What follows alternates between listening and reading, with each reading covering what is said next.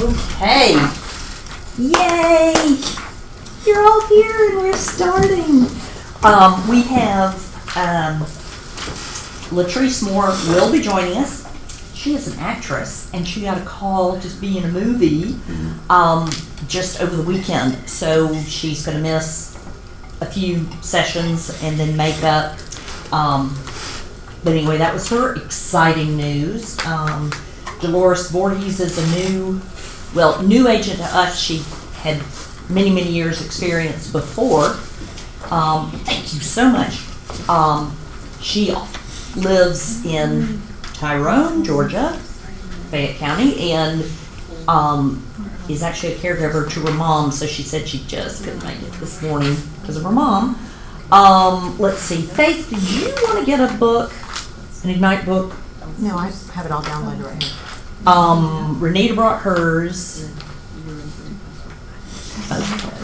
Trying to Yes. Oh, there. Yes. So here's the dealio. Those of you who are taking it for CE credit, for your post-license credit, the $75 cover, 35 of that is to secure your post-license credit. We have to pay another company to do that because we're not licensed. Our office isn't. And 40 is for the notebook, the scripts inside, and we're going to give you one more thing at the end, but it won't make sense until the end. If you don't need post-license credit, but you want to buy a book, Travis has already done his, you can just buy the book. If it has been 12 months or more since you took your post-license, you can take this class and get 33 hours of CE credit. No interest? I have more credit than I need for the next. No problem. Okay, the first thing we're going to do is some introductions. Do you see? Okay, this is Albus. He's my new grand dog. My first grand dog is Olaf, who looked just like him except for only one floppy ear at that age. I think he's 8 weeks old. So, anyway, that was just my exciting news for the weekend. I haven't seen him. I'll see him this weekend because they live in Rome, Georgia. My son, well, yeah. So, everybody know Diane? Mm-hmm. Everybody's came to this office via Diane. So Diane is my alter ego. We know the same things. If you can't get a hold of one, you can ask the other. So don't, if you reach out to one of us and we're not responding quickly, go to the other, because really we know the same things. She probably knows more than me because she's been at it longer than me. But anyway, so what I want to do is instead of everybody just blah blah blah about themselves, I want everybody find another person, and I'm gonna do the timer for 4 minutes, and you're gonna ask each other questions because you're gonna introduce the other person.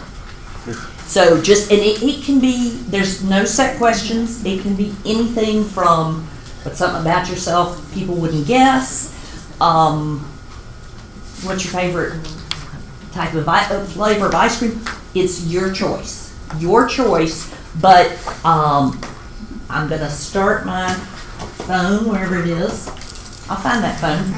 And so 2 minutes, and then I'll say 2 minutes. So first, everybody go, just anybody. It doesn't matter. You're just interviewing. Ryan. Should I be writing something? Okay, and then just join in as a 3Z. And I started me. Can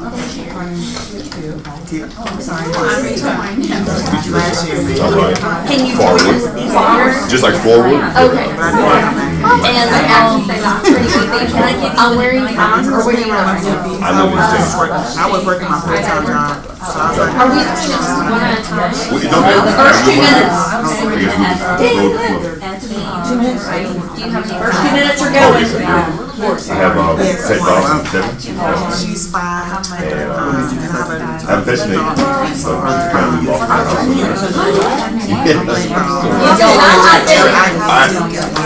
I came home one time and I was a little bit having a trip. I had her with me.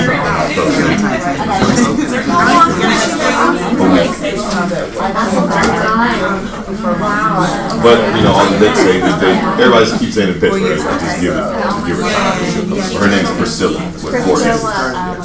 Oh, this will be Priscilla. Makes sense. That's funny.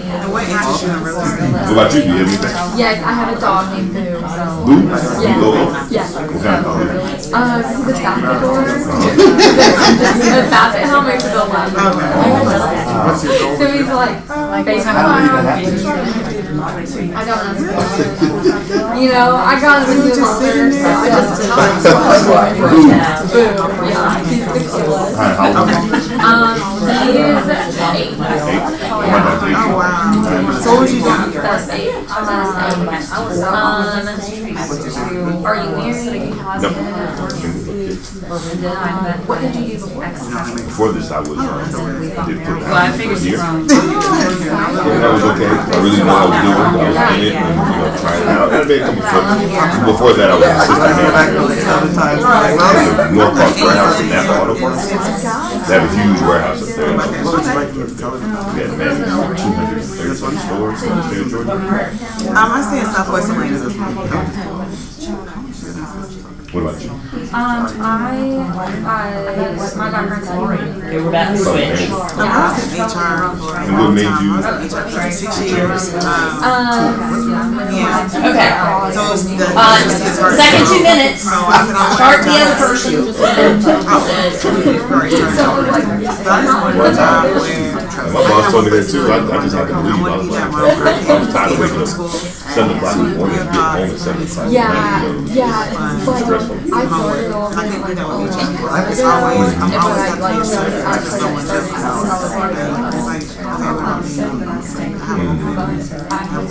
It's like, which really is so in the process of it. I was like, yeah, we're not doing that. I realized I So yeah, part of me didn't want to. was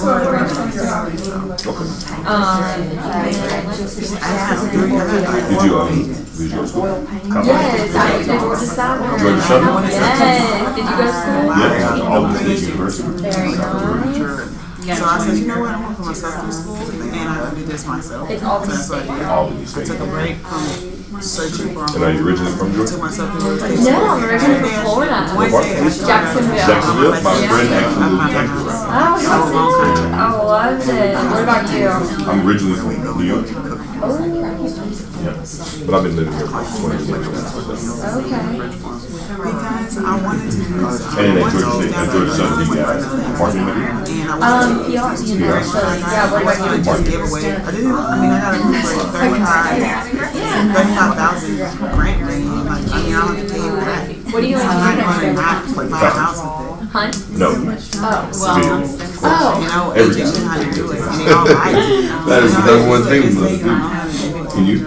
All three of them. Oh yeah, I know how to do it. And then when I find a house, they go to everything that's falling apart because they didn't set I up like to make my dog a special space. So they didn't set Even it up. though he has this So awesome they got time to get my house. So I was houses. I lost mine. And you've been doing it since he's been a No, puppy? Well, I lost like I call him a puppy, but I got him when he was 5. Okay. So, I'm his whole family was gonna give 1 more minute so y'all get Stephanie. And I did it all and then went through no problem. Well, 1 more minute. I did all research. Okay, 1 more minute. From Live in So now I can help Douglasville. anybody else Where have that you wants to do lived it. other than Because I Jacksonville? did Atlanta House Authority. This place is nowhere important. Nowhere else. Yeah, no, yeah. Because if they have a whole bunch of incentives for you to move in, I'm going to say, oh, you have to do down there. I'll take it with my eyes. That's my job. Or Essence, very important. She's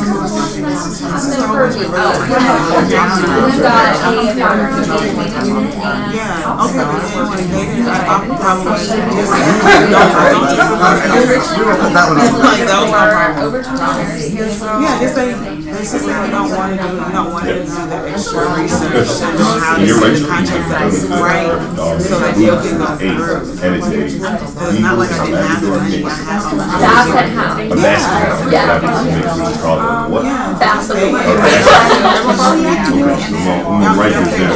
I'm gonna tell people I'm gonna let somebody else pass it. So I got frustrated now, we don't for about Yeah, 2 look, years. background in real estate, you just work for 3 And that's the second year, I have to That was a ding, very But quiet is that ding. personal relations? Public relations, public relations degree from Jacksonville, Florida, you like that? All right, Because I didn't know how to actually do the contract points, but I knew the terms. all right. We're gonna just quickly, Tia, who are you introducing to us? Well, this is Travis Mitchell. He used to be a personal chef for 10 years. Wow. And that's a business that him and his wife does together. He's been licensed for 2 years and just currently went active. He likes to build furniture, paint, play the guitar, sing, but he said he wouldn't sing for anybody. He doesn't have any kids and he likes rockets and space. I love it. That was awesome. What a great constellation. Travis, tell us about Tia. Oh, Tia's awesome. She has had her license for 5 years, but she also just came active. She works for Coke as a freestyle project specialist, which means that she does like all their paperwork for the guys who are in the field and works from home and does all kinds of cool stuff for Coke. And she really likes that security blanket that she has, you know, being able to transition from Coke to real estate. She has 2 kids, one's 22, one's 14. Both of them are preemies, little babies, and she really likes Mexican food. Okay. I love this because we're just covering so much territory. Okay, Faith, tell us about So Renita. this is Renita Crawley. She got her license May 2018, but she's only been active full-time for a month. An interesting thing about her, she got her license because in trying to purchase a home, she went through 3 agents who didn't know what they were doing, who weren't really honest, let's just say.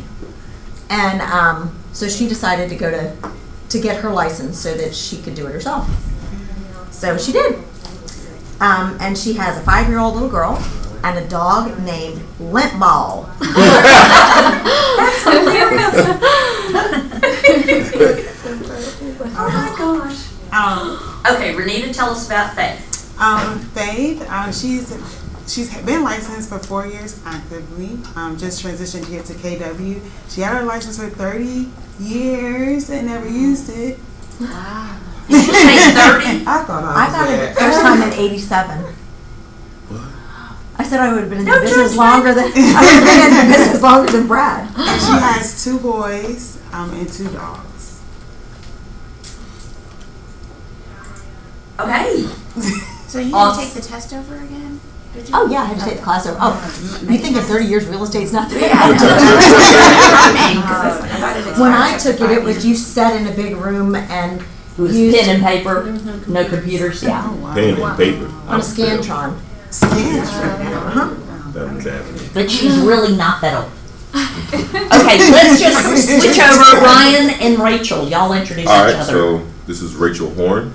She lives in Douglasville, and she's originally from Jacksonville, Florida. She has a dog named Boo, and it's a Bassetdor, which is a Basset Hound and a Labrador mixed, which is, I have no idea how they got that to work. But she has a real estate background because she was doing public management with RE/MAX. She went to Georgia Southern, and she got her public relations degree from Georgia Southern, and she loves to hike with her dog on her free time. And this is Ryan Forward. It's like Ford, but with an A. Very important. Yes, He lives in Sandy Springs now, but he's originally from New York, but he's been here for about 20 years now. He has a dog that's a husky named Seven and a snake named Priscilla. with 4 S's. Get it? Like Priscilla.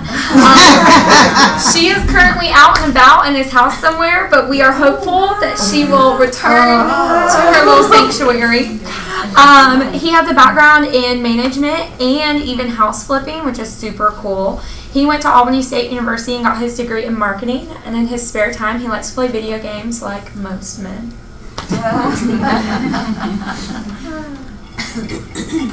Wow. I could have lived without hearing about Priscilla. We're really torn up about it. We're gonna find her soon. Yeah. All right. She's she got has my bag. She's got my bag. I promise. Helen, I'd like you to introduce Karen. Okay, Karen Johnston. She's originally from Columbus, South Carolina. Columbia. I'm sorry. Bear with me with my English. And she came here for for her college degree in University of Georgia, and her major was graphic design. And she loves painting, and just last weekend she painted a great picture of a little dog. Really, really cute. She showed me the picture. Yes. And her mom's sick and is in senior home, and she got 2 kids and 2 grandchildren. Awesome. Now, tell us about Karen's Kitchens, though. Oh yes, I'm sorry, I forgot. Yeah, and her goal is because she does kitchen and bathroom design, and her goal is to put kitchen and bathroom design with real estate and to see what will work out for her. Mm-hmm. That's cool. So yes. So talk about remodeling and design. This is our lady. All right, Karen, tell us about Helen. Okay, this is Helen Shen, and Helen is from China. She studied in college. She went to college in China, and then she was in product brokerage and online marketing. And she came to the United States for business and traveled around. She met her husband in California, I think, or Florida. You were traveling around. And he was from Georgia, so she ended up in Georgia, and that's how she ended up in Georgia.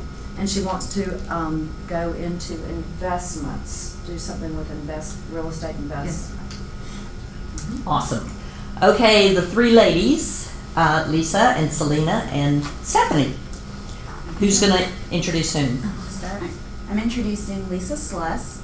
She is a native of Atlanta, so one of the there's more girls now of them. Born in Decatur, born and raised in Decatur. She said she's a 20-year-old daughter who's in the cosmetology field. Just came back from LA. This is cool. She was a school librarian prior to doing real estate. I used to love Okay, Selena, I need you to speak up a little bit. Okay.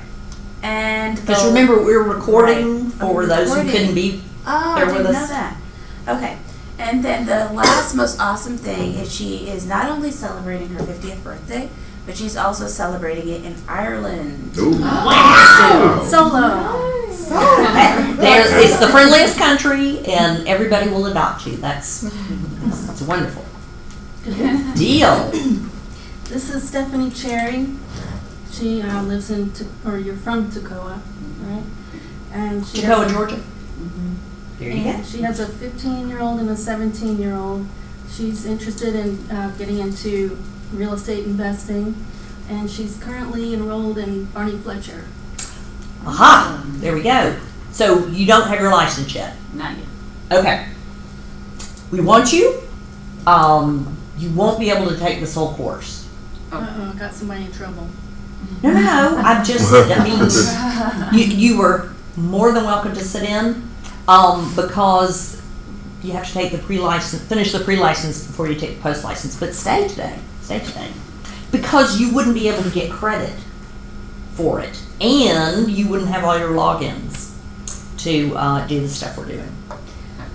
So, shame on whoever told you that you could. BF. Hope it wasn't him. Okay, so how much further do you have to go?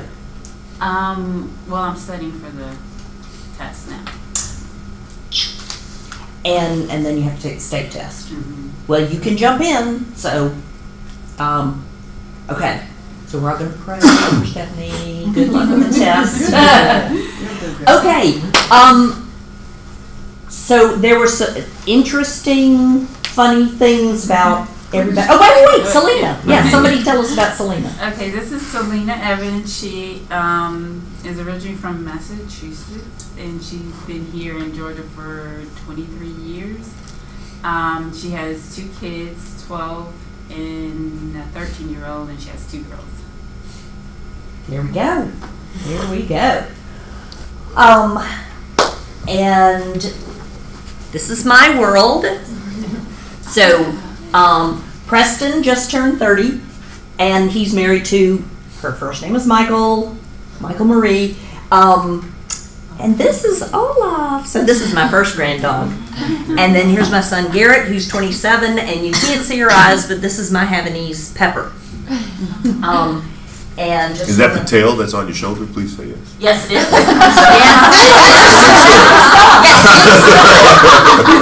Yes, it looks clearer on here.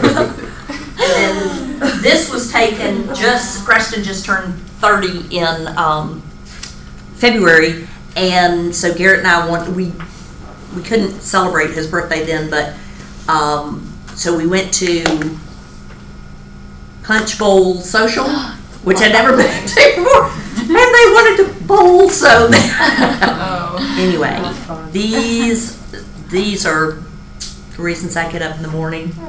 Love those boys. And they love me, so it's a really good thing. So. Isn't it wonderful to have boys? You know they always gonna love mom. Yes, they love their mommies. So, okay, now we have a guest, and his name is Tony Teutsch, and he took Ignite. Well, I'll let him tell. But when he got his license, he had a full-time job. He a server at Bones. Yum. Wednesday through Saturday and through Sunday, and Lord above. So, and he would have to be in at 10. Reported because he did lunch and dinner.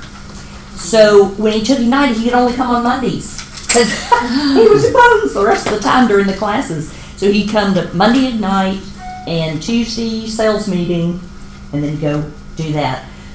But he was determined, and so he's come a long way. So he had to get his post license credit online, an online class. But things are really looking up, and it's so exciting. So I'm going to bring somebody each time just to give you hope and encouragement that it may not take off like a rocket on day one, but you still can take off like a rocket eventually. Mm-hmm. Tony! All right, I recognize a few, obviously. So again, I'm Tony Teutsch. As of Wednesday of this week, I will have been a realtor for 1 year. I took my license, my exam on the 10th of last year of April, and passed and joined Keller Williams immediately after.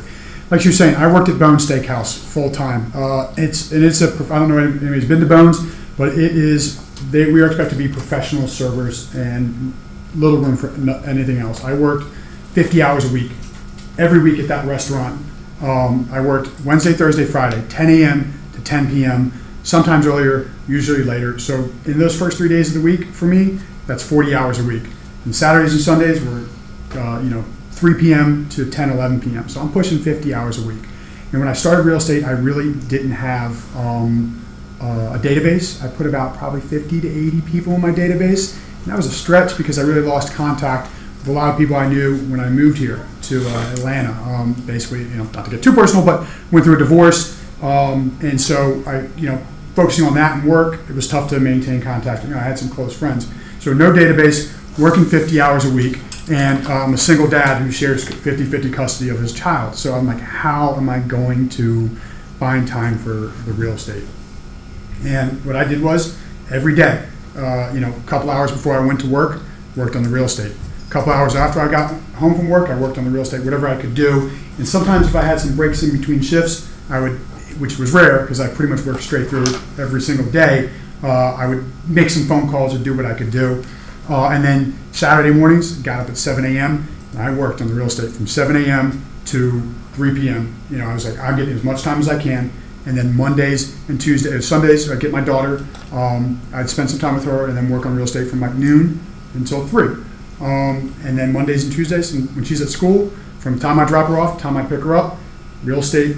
And afterwards, I'd spend my time with her. I'd cook us dinner, and I'd put her to bed, try and get a little bit of time for real estate. But to be honest, by Monday night, if she hits the bed at 7 p.m., I'm out at 7:30 because I'm exhausted. I consistently put in 70, 80-hour work weeks a week to try and get to the point where I could leave Bones Steakhouse. And, so that was the plan. Leave Bones, go to another restaurant where I'm now only going to be working, which I start on Wednesday, Arnett's Chop Shop. I'll probably be working 20 hours a week. So for me, that's amazing. Now I can take those 20 to 30 hours a week that I was spending in the restaurant and apply that to real estate. You talk about, it was a slow start. I didn't, I got my first deal in August. It was my mom, so I didn't count that as a deal. It's a deal. I still get paid, and I was able to squirrel that money away for this plan now, because now I'm going to be partially living off my savings. But my second deal came in November, and my third deal came, basically we got it under contract in November, closed January 31st. So in my first year in real estate, I've only closed 3 deals. That's not a lot. When you're working 50 hours a week, that is significant. And again, I was able to take that money and save it. So with no database, I've done a lot of things to build my database. I've done paid leads.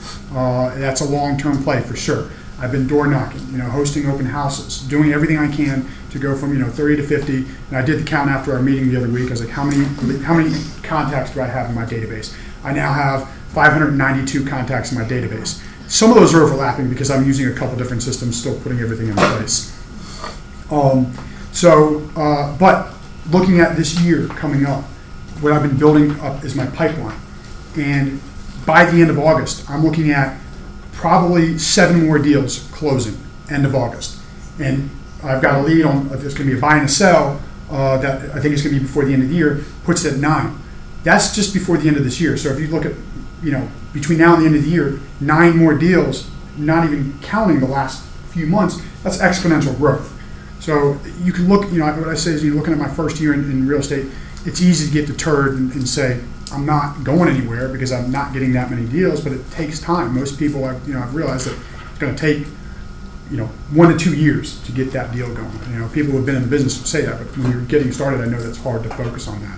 And one of the big things that, I focus on, because I'm tired. I don't want to do it. It's like, I don't want to get up, and it's easy to say, I'm just going to take a break today. But I focus on my big why, and that's my daughter. And so, I sometimes say, especially if you're new, use that, because your big why is what's going to help, say, why am I doing this? Why, like, when it seems like it's slow, keep moving, and keep pushing forward to keep building on the next step and going to the next level. So that. Yay! Thank you. All right. Yes, I'm going to get the hook out, just because we have a lot to cover. Tony has worked so hard. He has persevered, and you can't stop him. You just can't stop him. So we're so proud.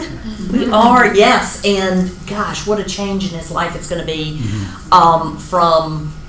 He was invisible from Wednesday morning to Sunday previously, and now with his new job will only be dinners. So his days have really opened up. So, and wouldn't you say, even with the 3 deals, that you learned and grew a lot through each one? You you can't believe how much more after the first one and then the second one. And the big one is, especially coming into it, is you feel like, are people going to ask if I'm new? And one of those deals actually came from paid leads, because I confidently, I did everything I could to keep studying on my own. I had to take an additional, I took pretty much all my CEs already. I had to double up on the post-licensing course because I took my own on my own time, took Ignite.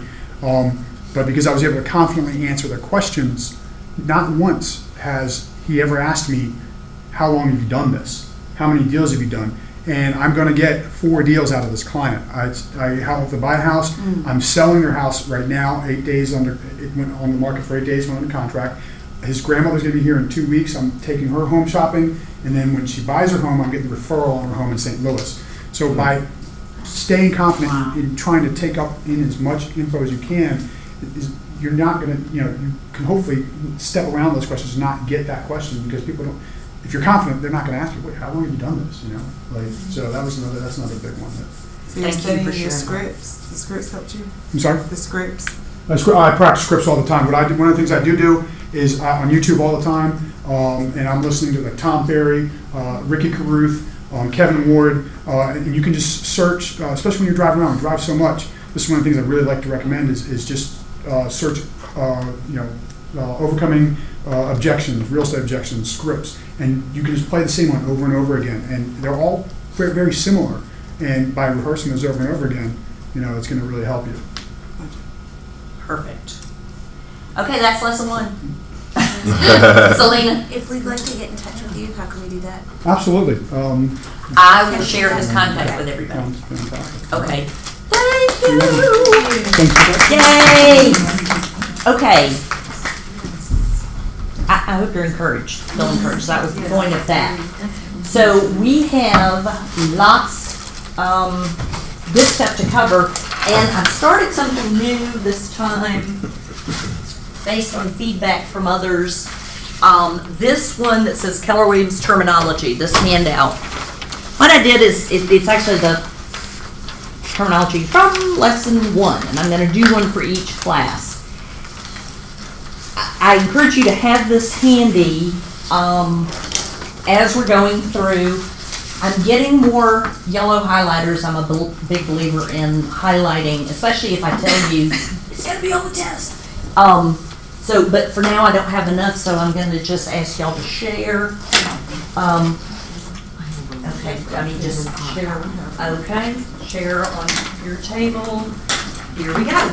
But I'll have more shortly. And it's a front back 3-page, and this lesson is very, very foundational, key, and we're mostly talking about how you're going to think about this new career and business that you are launching. Before we go though, I forgot, I want to do something, because we're definitely going to be dabbling in social media throughout Ignite. I'd love it if everybody could friend each other on Facebook, and the reason is so that we can like each other's posts, because obviously it attracts others the more likes and comments. Comments are better than likes in terms of their value. So I'm going to actually, if everybody would come up here, and is everybody on Facebook just as their first name, last name? I have that, and I have like my page for like me. Yes. If you have a business page, then that's the one we probably want to like. So if everybody would, I don't want to write all this. Come up and write your name, and then I'll pull this forward so everybody can, friend each other. And at one point today, we're all going to gather in front of where Angel sits at the front desk, the red wall, and take a group picture, which if you'd like to, you can post, and we'll all like it and tag each other. I mean, it's, so anyway. All right, so I'd like to, everybody just keep doing that. But you could open your book to page 8, please.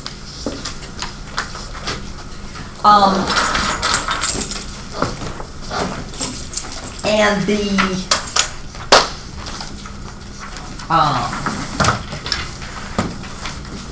can we start off with just what would be the difference between a contact and a lead? Anybody want to take a stab at that? Because they are different. Contact is somebody that you know. A lead is somebody that you know might want to buy a house. Or sell a house. Or sell. Yeah. Okay, star minus, no. That was excellent. So a contact, these are people you already know, and that's who we start with in our database. People we already know, and preferably know us, like us, trust us. So if you may know somebody and they, for some weird reason, don't like you, don't put them in your database, okay? People that know you, like you, trust you.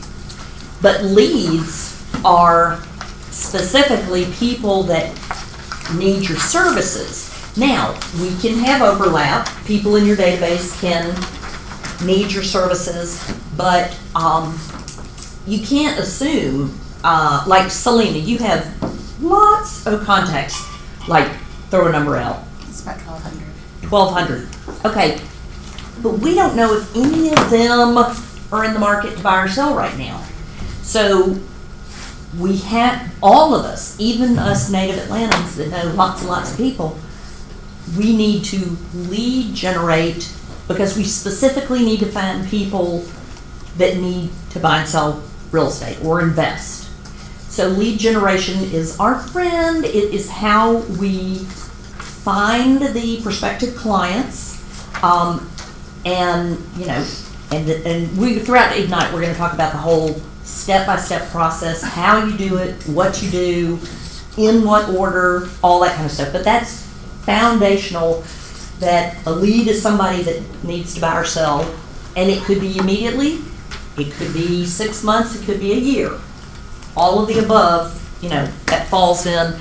And contacts are people that you already know. I'm bringing this forward for those of us with weak eyes. Oops, I better pull it back a little bit so Travis can. Right. Now, so one of the points of my handout is that there's certain expressions we use in Keller Williams, expressions, phrases, whatnot. And if they don't come from Ignite, they come from the Red Book, which is the Millionaire Real Estate Agent book. So one of the first, just staying on the lead generation theme, is Mets and have not Mets. I don't know, I mean, pretty boring, but Gary term, your Mets equal contacts equals people you already know. Have not Mets, this is the rest of the world.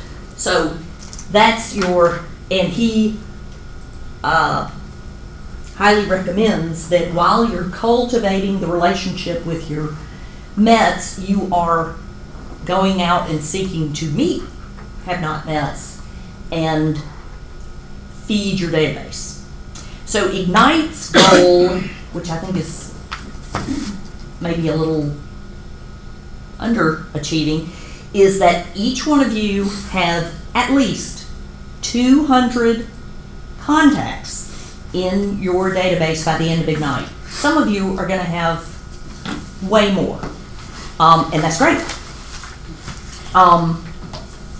So Gary says, with your database, you feed it every day. That's not only adding people that you already know, but you forgot. Oh, and I know them.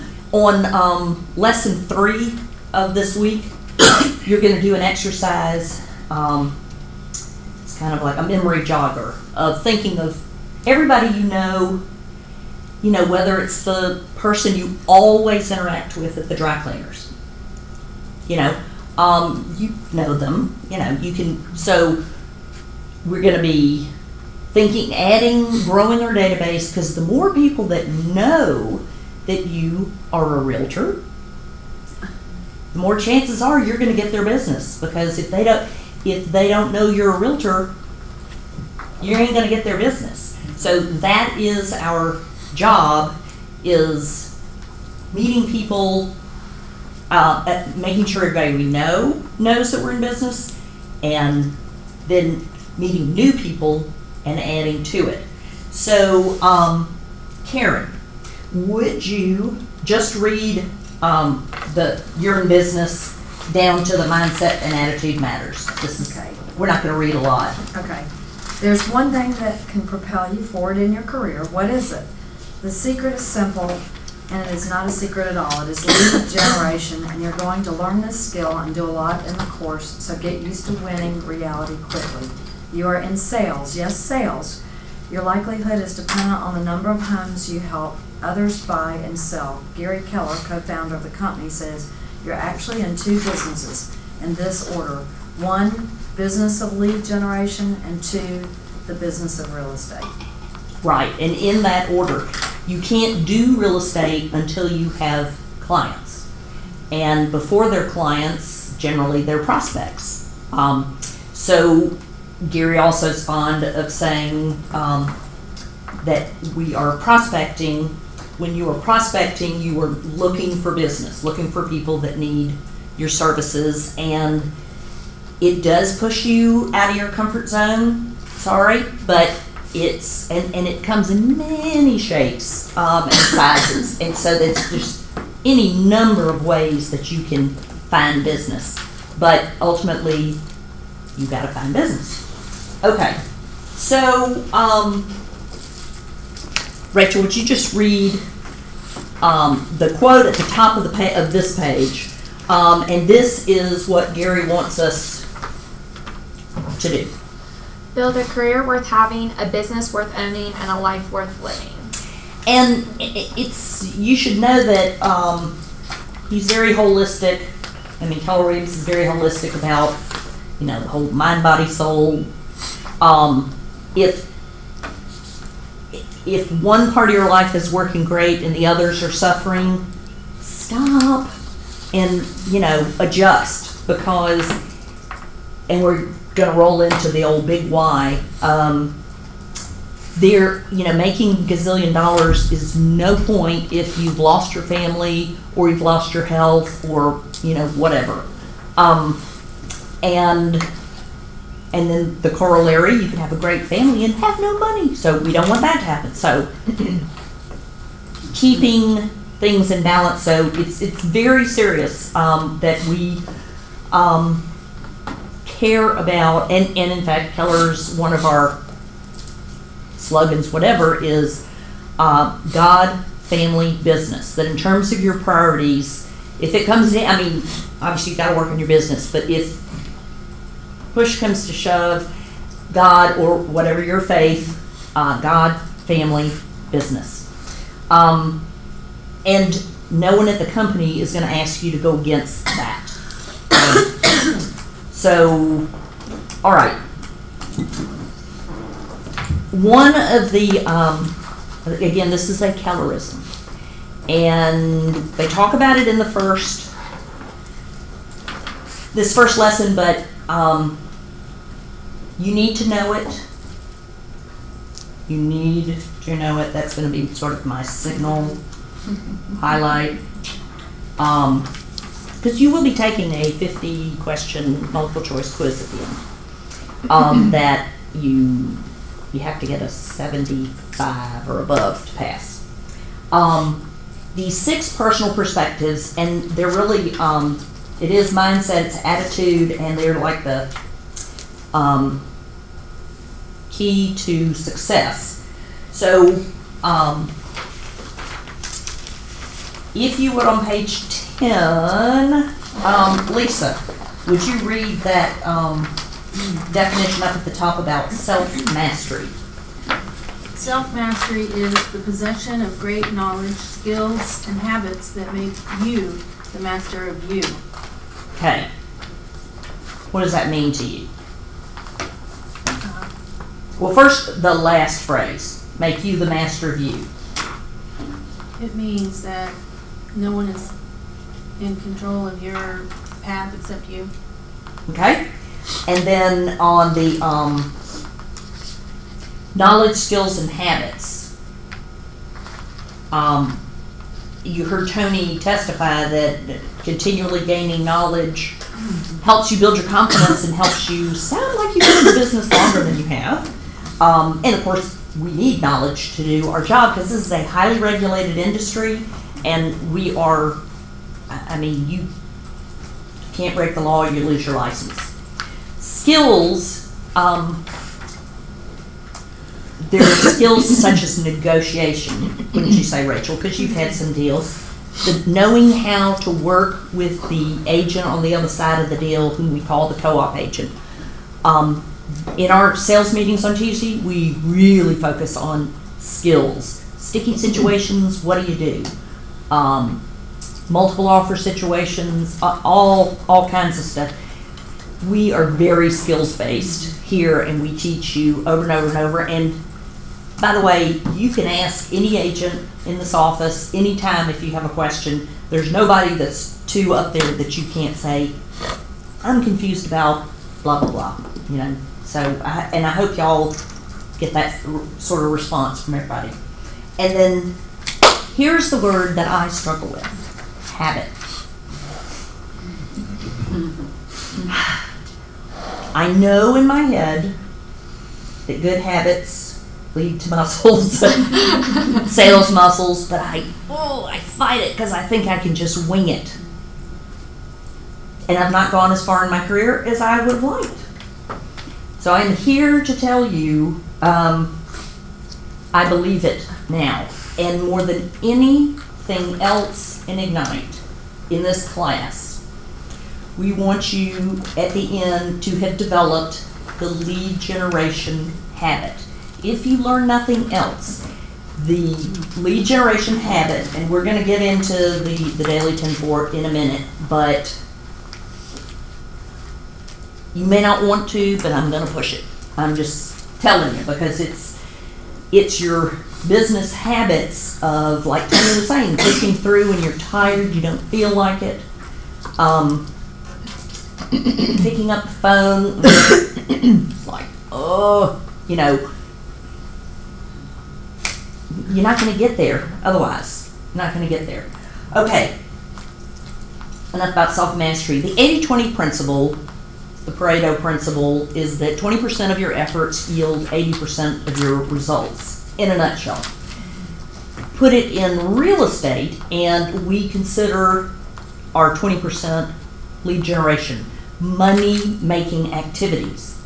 Filling out a contract is actually not a money-making activity because you've already got that business. Interacting with people and meeting new people and winning new business is money-making activity. So, maybe a new concept, but anyway, so in terms of the habit, we want you to develop the habit of dedicating 1, 2, 3 hours.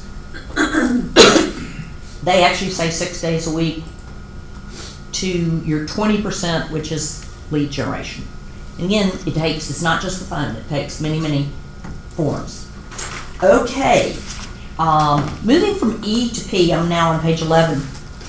This is a Kellerism. E stands for entrepreneurial, P stands for purposeful. Entrepreneurial was like me winging it. Okay, I'm smart, I'm capable, I can wing my way through this and do okay. Okay? And I did. Purposeful is, I know what my goals are. I have them literally in front of me everywhere. I mean, I have them on a poster, I have them on my phone, and it's actually broken down into how much a month, how much a week, and I am, now this is not a 24/7 thing, y'all, but it's just for the 20%, I am going to be purposeful, and I can, like with the self-mastery, I can achieve those goals. No one has arrived at P. We're all in process from E to P, but I just want you to understand that distinction. The entrepreneurial is, yeah, I'm in business, I'm in sales, but I'm sort of winging it. I may stumble upon great luck and success, but purposeful is I am going for it. And that may scare you, but it's, Gary has a saying, think big, act bold, live large. It's actually on, where did I put it? In the big why. Think big, act bold, live large. That is his personal mantra. You may not want to be a millionaire. You know, you may just want to have a great supplemental income. It is your choice. It is your business. We're going to teach you to think big and, you know, go as far as you want to. But you can, with the tools, systems, all that kind of good stuff, you can do more than you ever dreamed. I'll put it that way. More than you ever dreamed that you could. So that does, okay, limiting beliefs. Faith, I bet you can, I skipped learning based. Being learning based. That just means valuing, continuing ed. You're going to continue your real estate education and your self-development. Personal development, working on whatever you need to work on, and continuing your real estate. We want to have the best agents, and we do have the best trained, the best educated agents in the marketplace. And believe me, when you get out there and start doing it, you will realize that we do, and not every other agent is as trained or as educated. But we're shooting for excellence and excellent service to our clients. So removing limiting beliefs. I have to be an expert and know everything before I can begin my business. I'm not valid yet. You gotta counteract that. Rachel, what could you say as an unlimiting belief? I am learning a lot. I'm doing everything I can to learn as much as I can that will help propel me, and I gotta start somewhere, so I gotta start now. Okay. Absolutely. Absolutely. I don't think I can achieve a profit goal that will fund my life this year. Selena, how could you turn that? This is assuming this is day one of your year. I mean, just put it in the positive instead of the negative. Well, I could achieve, like, what if I did achieve a profit goal that funded my lifestyle? For me, it would be I've seen other people do it, so why can't I be that one exception to the rule? You can always say if it can be done once, it can be done again. Right.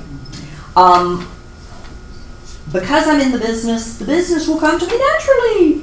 I don't need to devote 3 hours each day to lead generation. Wing. I'm going to give y'all the wing one. Yeah.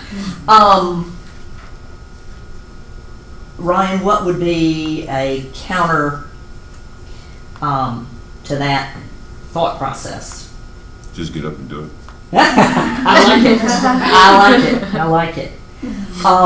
Because does everybody in this room want to make more money than you've made before in whatever other career? Be successful, whatever your definition of successful is, but to feel successful, and prove something to yourself or family members or something. Okay, limiting beliefs are a killer in this business. So please, whenever you have one, text it to me and we'll talk. Because they will hold you back. That is limiting beliefs are what will hold you back. So if you're having doubts, I don't know if I can do this, text me, we'll talk. And because it's how you think about it. The facts may still be the facts, but it's how you think about it. Okay. Step number 6 of the 6 personal perspectives is to be accountable. Now, who in this room, I know Stephanie hasn't, met with Terry Cumming? Has met? Who has not met with Terry? Okay, did you have an appointment today? Have you made an appointment yet? I may have one. I've got Keller Williams 1:30 to 2:30, but I didn't put why. Okay. Rita? I haven't met her yet. I need to set up appointments soon. Oh, we talked about this a few weeks ago. I know. Let's see what Just happened saying. was. Helen, Yes. have you met with Terry? Yes, I already met Okay. her. And you've met Karen? Okay. And you've met 3 times? Right. And you've met? Several. Okay. So as your free productivity coach, by meeting with her weekly, that is a built-in accountability system because she's going to have you create a 411, which is like a roadmap at what you're going to do, and then you have to report on it. So being accountable is part of self-mastery, and it's just part of success. So those are the 6 perspectives, and we just want you to think about them, and we think they're keys to success. Okay, now, skipping through. All right, we have this every day at Ignite. The curriculum will call on you to make some phone calls. We're not doing it right now. Make some phone calls and write some notes to basically practice what you might be doing in lead generation in your lead gen time when you're on your own. We are going to take a stab at that later, but I've given the rest of the Ignite faculty, which, can you hold up that? I don't know what happened to Reba. Well, that horizontal, the calendar, not the red and black one, that one. Can I hold it up, Faith? All right. You may have that, that red and black with the boxes. You don't need that anymore because it's been updated. Not necessarily changed, but I've added some things to here. And I've included basically we're Monday, Wednesday, Thursday, 10 to 1. However, if it's not meeting 10 to 1, I've highlighted with colors so that, so I'm counting on you to put these in your calendar. One of my pet peeves is after I provide a calendar, somebody either doesn't show up or shows up late and says, I didn't know. Does everybody see this? I've given one to everybody. There's no way that you didn't know. So, now, to get credit for this class, you need to attend 10 out of 12. You'll get more out of it if you attend all 12. But you can miss, and I ask you just text me, preferably in advance. Not going to be there on Wednesday, April, blah. You don't even have to tell me why. That's irrelevant. And if you have to miss, you can miss 3 or 4 and make those classes up the next go round.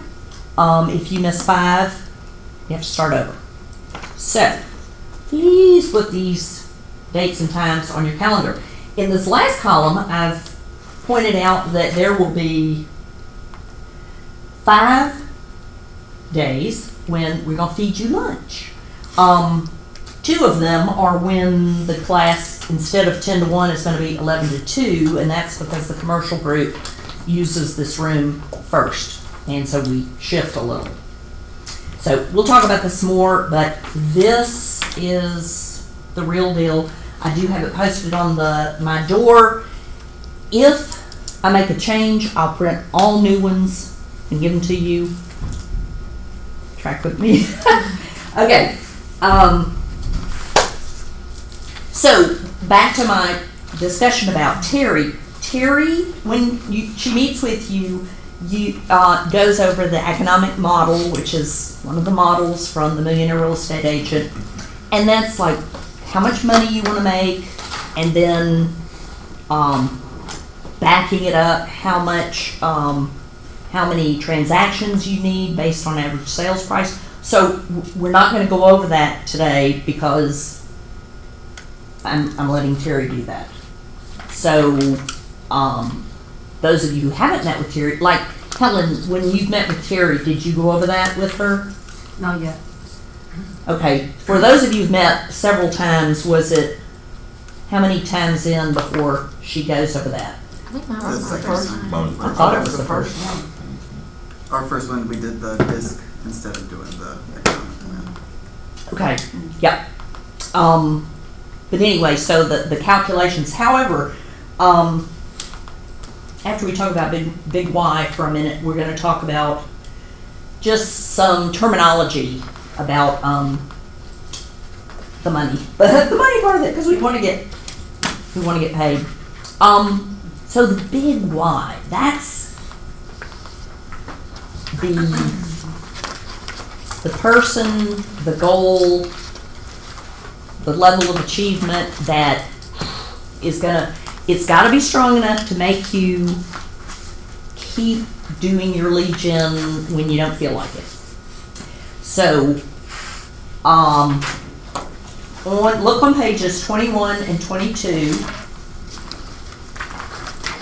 and I want you to, we're gonna do page 21, we're gonna be quiet for 5 minutes, and because it takes you sort of through a mental process.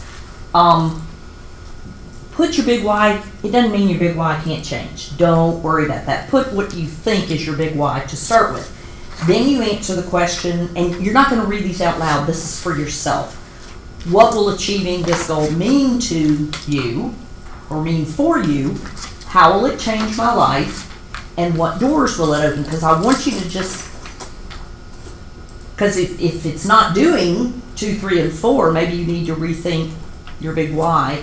So think big. So I'm putting 5 minutes, and again, it doesn't have to be the perfect big Y, but pick something that's sort of, unless you already know.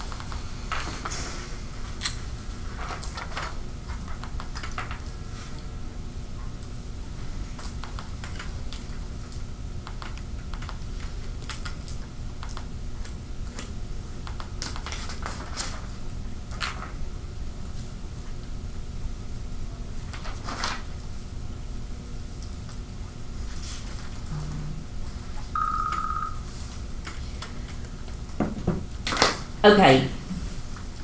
Give me feedback.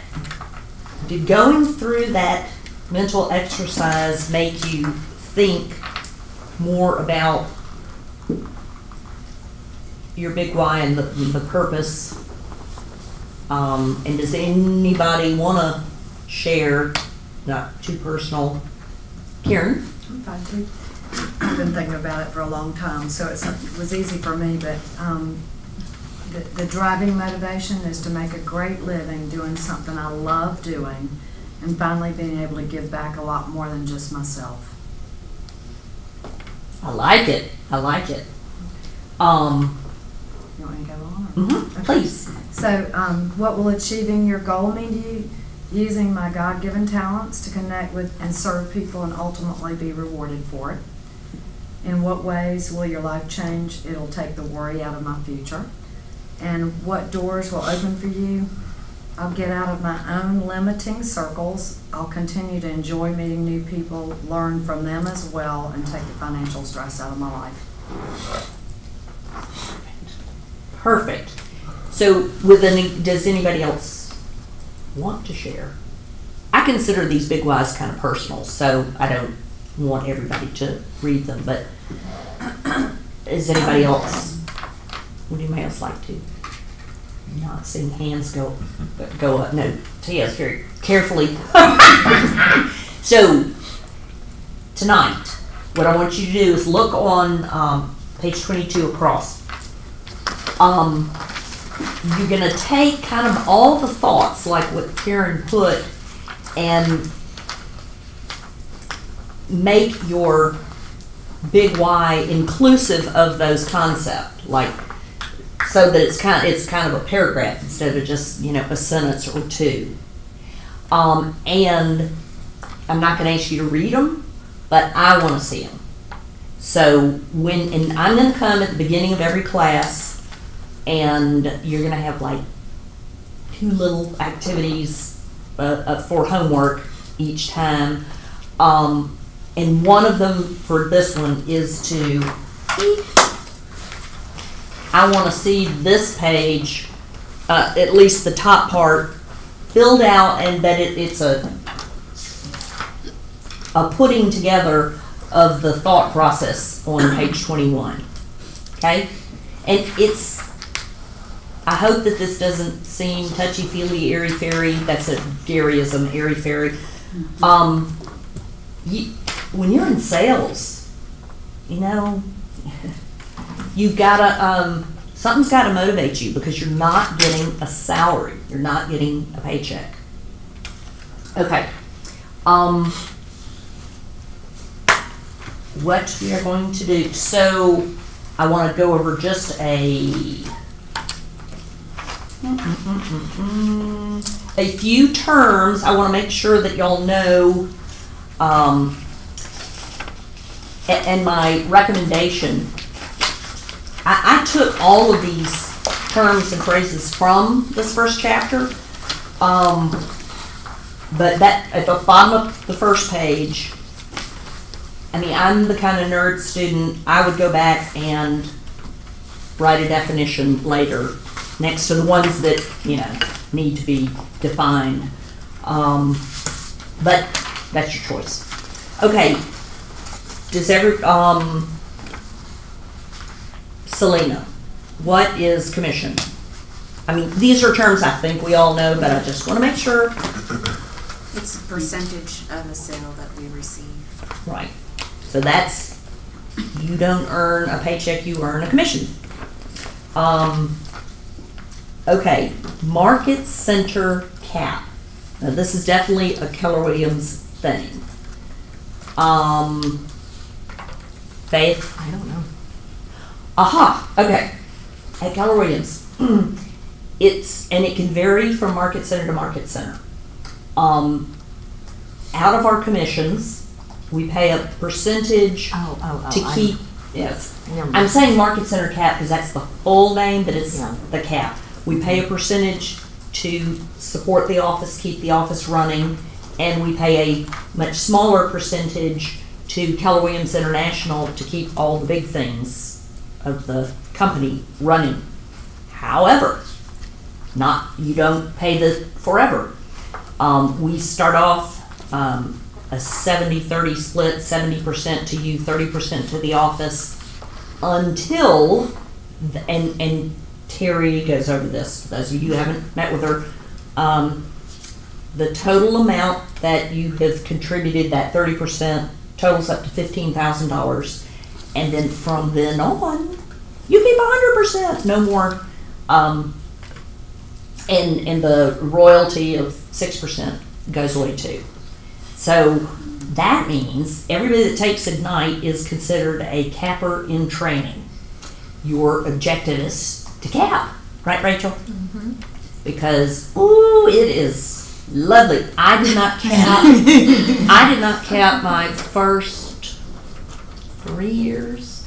And then the next 2 years I capped. Now, mind you, I'm fortunate my anniversary is April 1. So spring market, when things are, really jumping. And I capped after 3 months and 3 months worth of business. And then the next year I capped after 2 months worth of business. And then I sort of stagnated, and then I came on staff. So I don't do much business anymore because it's, I do this all the time. But it is sweet. You make a lot more money. So you want a cap. And we have a little tradition here. We have Keller Williams ball caps that when you cap for the first time, we award you a cap in sales meeting. So you are cappers in training. And talk to Terry about what you need to do, because it does vary with the price point at which you sell. I will readily admit that people that sell at higher price points are fortunate. They can cap faster than others. But you can do it. Not how many new agents cap their first year? I do not think it's a large percentage. It can be done. It can be done. But again, it goes back to the price point that you're working at. You certainly can your second year. No, and that's what I wish for all of you. So it's really nice to cap.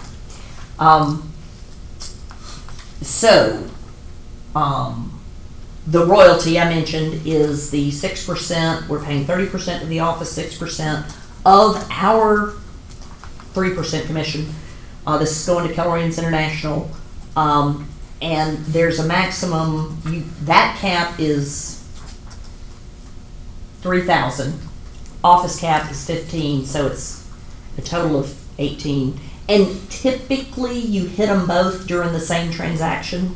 They are tracked separately, but typically it's the same transaction. 1 year I actually didn't cap on royalty until my next closing, but it was only a smidge.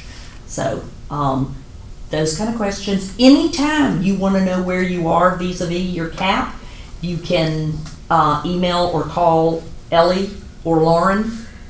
That's your information. So anytime, they're happy to tell you where you are.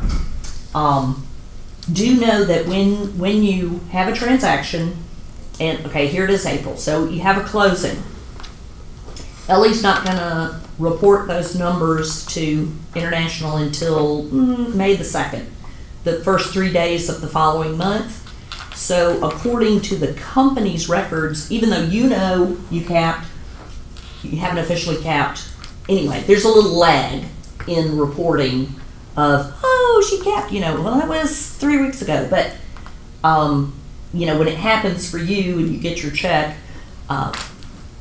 because they just update our records with the company once a month. Okay, what I want to do is take our, so what is GCI, Renita? It's gross commission income. Mm-hmm. So, okay, house, let's see, the seller agrees to pay 6%, and that 3% is going to go to the listing agent, 3% to the selling agent, which is really the buyer's agent. The house is $100,000, so each side is going to get $3,000. That is your gross commission income, and it's not really yours; it's the office's gross commission income. So that's the starting point, and then whatever gets taken out. And what do we really get in the bank? Not our gross commission, but our net. Thank you. Again, this is Terry's area of expertise to explain this a little further. Okay, break. Let's take 10 minutes. And have y'all been friending each other and accepting? Excellent. I threw my name up there. And what I'd love to do, actually at 11:35-ish, let's meet at the front lobby, because I know Travis is going to leave early, so I don't want to wait till the very end. And Stephanie, I want you to come. I want you to come be in our picture. All right, so at 11:35. So snack, coffee, water. During at night, we turn the deadbolt on this door so you can come and go easily. This is kind of a shortcut. And is everybody okay? Okay, good. Hey Amber, this is Renita.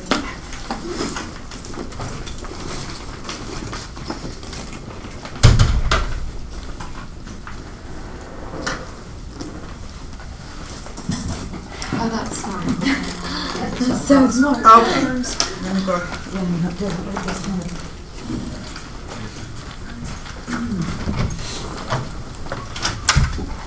Okay, not a problem. I'll go ahead and let Paul know. You're welcome.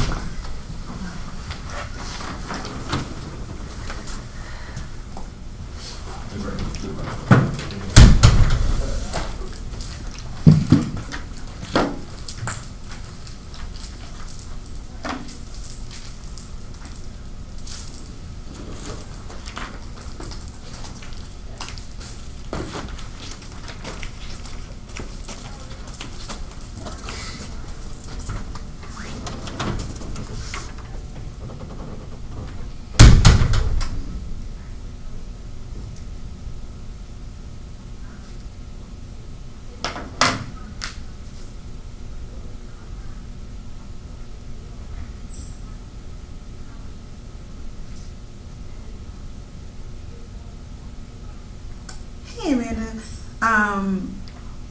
the seller, he responded back. He said that's fine, and also the cost to remove the carpet and put back down the laminate is $3,500.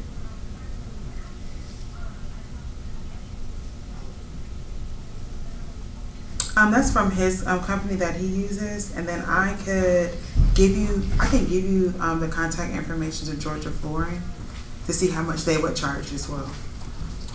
Because that's his own company that did the flooring. So for them to do it, the original people, they said $35, but I can give you the contact information of Georgia Flooring and see how much they would. But they'll have to come out, so they can do that during the due diligence period.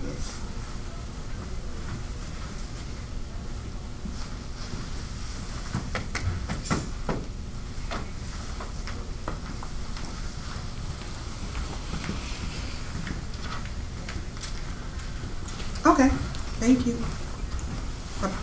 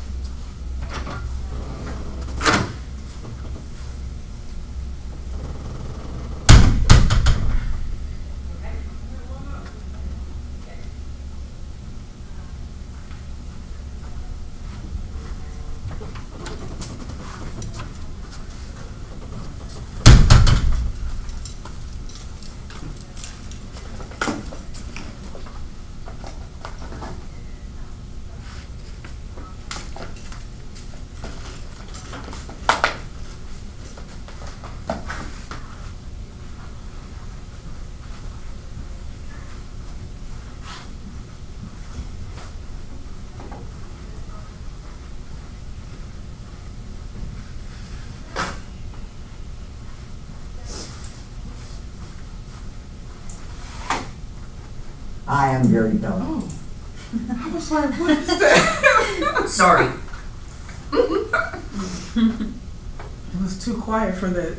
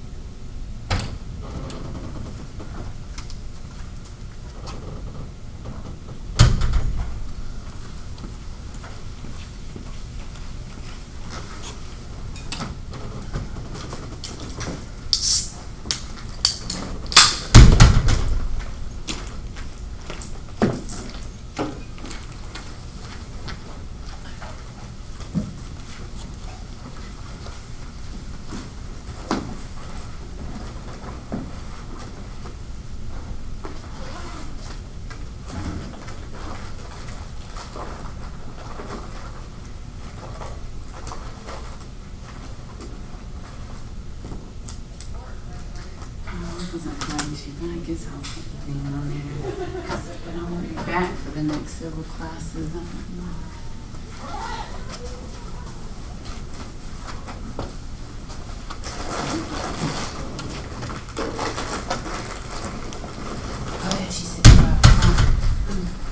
Oh, where is it? Oh. Yeah, where I am is cutting this one out.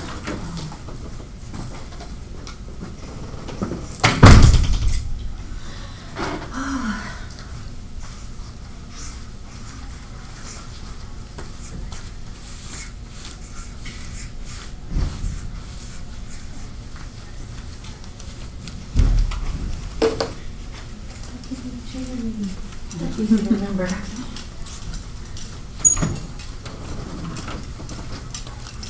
So do we have to pay for the class? Mm-hmm. Okay. Because we were getting Well, the that's why you post. encouraging us to come. When you say us, is there more? Were you with My somebody? sister. Oh, that's right. I remember when y'all came in.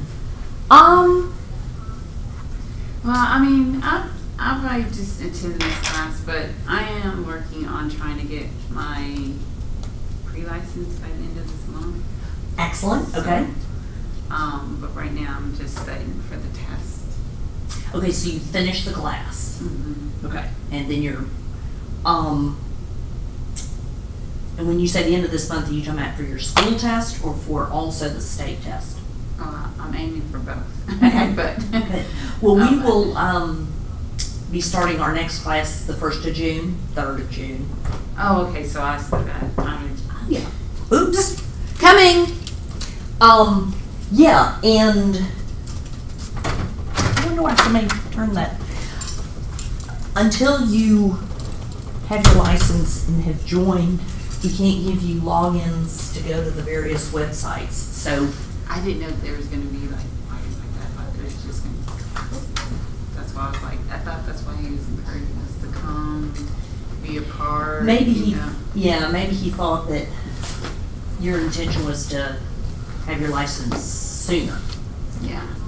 But anyway, he just wants you to feel included and welcome. I mean, it was good intention, but practically speaking, it'll be hard to complete some of the assignments. Right. Well, no, I'd rather wait then. I mean, since it's going to start over in June, just give me time to finish up and actually have my license. Okay, so what's the sitch with your sister? Ooh, and I gotta go. Oh, we're good.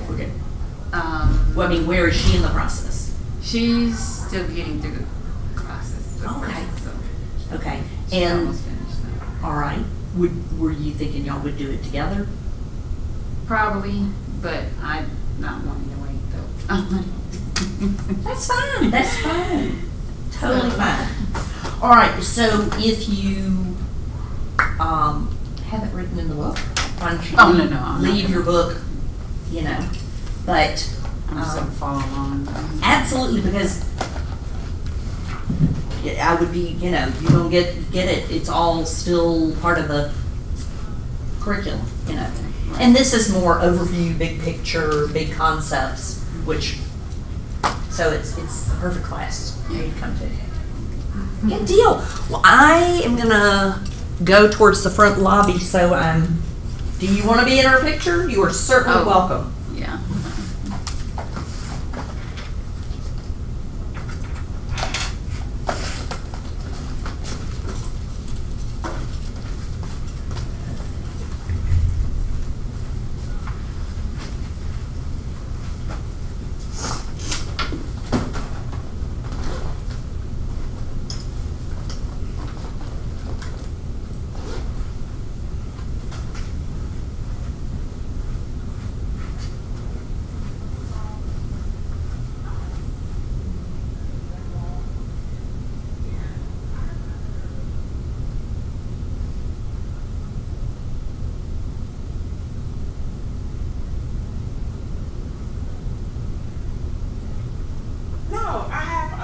Different floor plans.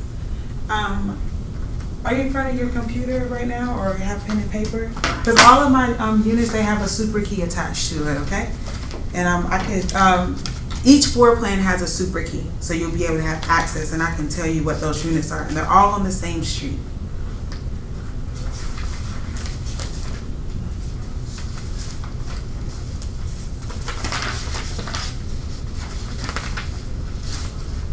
No, not Lanier Homes. The Lanier Homes divisions are already been built.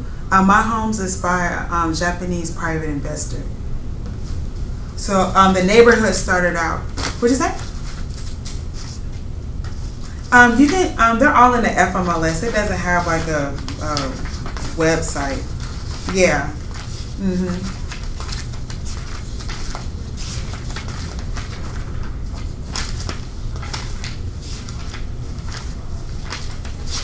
Let me find my paper that I have.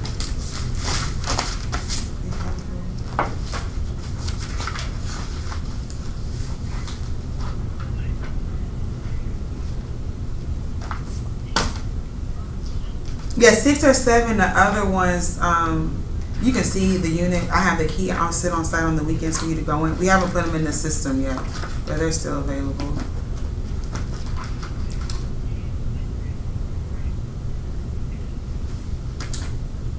Yeah, so the lender that we're using for Keller Williams agents, we have the Keller Mortgage. If you're not a Keller Williams Mortgage, we use Calcon Mutual Mortgage and Certainty Home Loans. These homes also, if you have a renter that is interested in purchasing these homes, they are certified for Home Partners. That is a Home Partner certified neighborhood. So you'll be able to put them in one of our homes as well.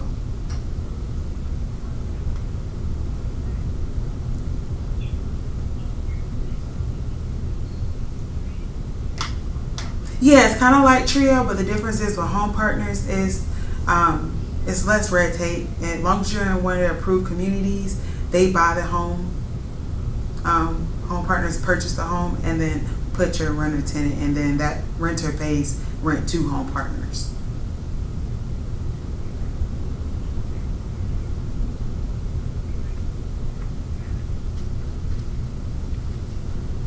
No.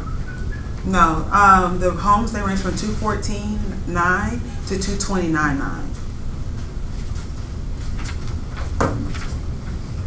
It's a little chilly in here. Yeah, so cold. That's why this blizzard's coming off and the sweater's going back on.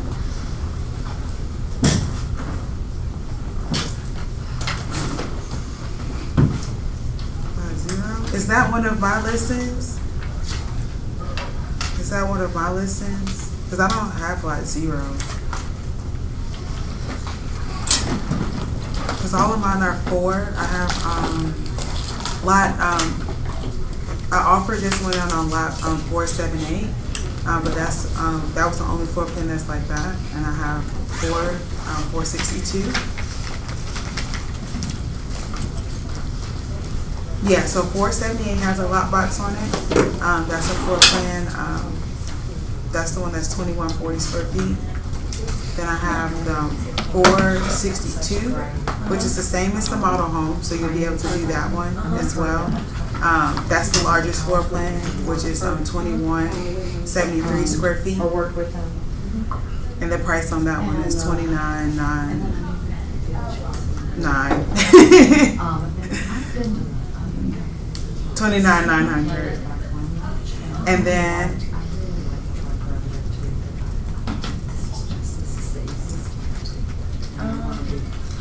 yep. So all of those have the super key on it. Yep, 474 is mine as well. But you're not able to get that unit unless I'm there. I hate to tell you, but I invited Brad, so he may come and say hello. Everybody got this? But I have Marty. Okay, so was yours on Facebook or was that Instagram? Those are both Facebook, but it's really hard to find me because I just created my Facebook page. I've been an internet ghost for a long time, so it's very hard to find me. I have tried my hardest to not be on the Well, then you'll have to find us And now that you're in real estate, dadgummit. Okay, I'm gonna show a quickie Gary Keller video, kind of a welcome. So Helen, by virtue of the fact that you're on the back row, you see the two light switches? Yes. I think I want you to turn off the one on the right. It's the contrast is always no. Yeah. Oh, sorry. Okay. Oh, sorry. That one. So we're just gonna watch this one.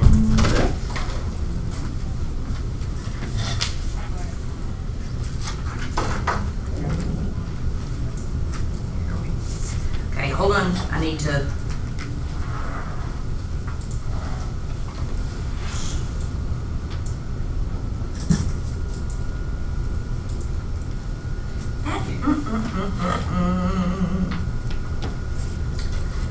Okay. All right. This course will allow you to get off to a fast start you can build on. Because if you repeated the principle every 90 days for a year, believe me, you haven't passed in the first year. And just as important, Okay, you we're gonna built the just foundation. start over. Hi, I'm Gary Keller. This course will allow you to get off to a fast start you can build on. Because if you repeated the principles every 90 days for a year, believe me, you haven't passed in the first year. And just as important, you would have built the foundation and momentum for your entire career. It is practical, realistic, and easy to apply. It's about the fundamentals that determine your level of success in the business of real estate. From our research with top agents, we have found that they too started their careers with these fundamentals, and they continue to do them along with their teams to this very day. And it's not hard. It just requires a little focused effort a few hours every day. Now, there is really just one way to achieve the goal. It's lead generation. Other skills are important, yet without leads to work with, your skills won't mean a thing. Dealing with business never takes precedence over what? Finding business. Never. Research shows that top producing agents make lead generation their #1 priority and the one thing they make sure they always get done. You can do this. And when you do, you will get the leads, the relationships, the experiences, the career, and the income that you want and deserve. Go get them, and good luck.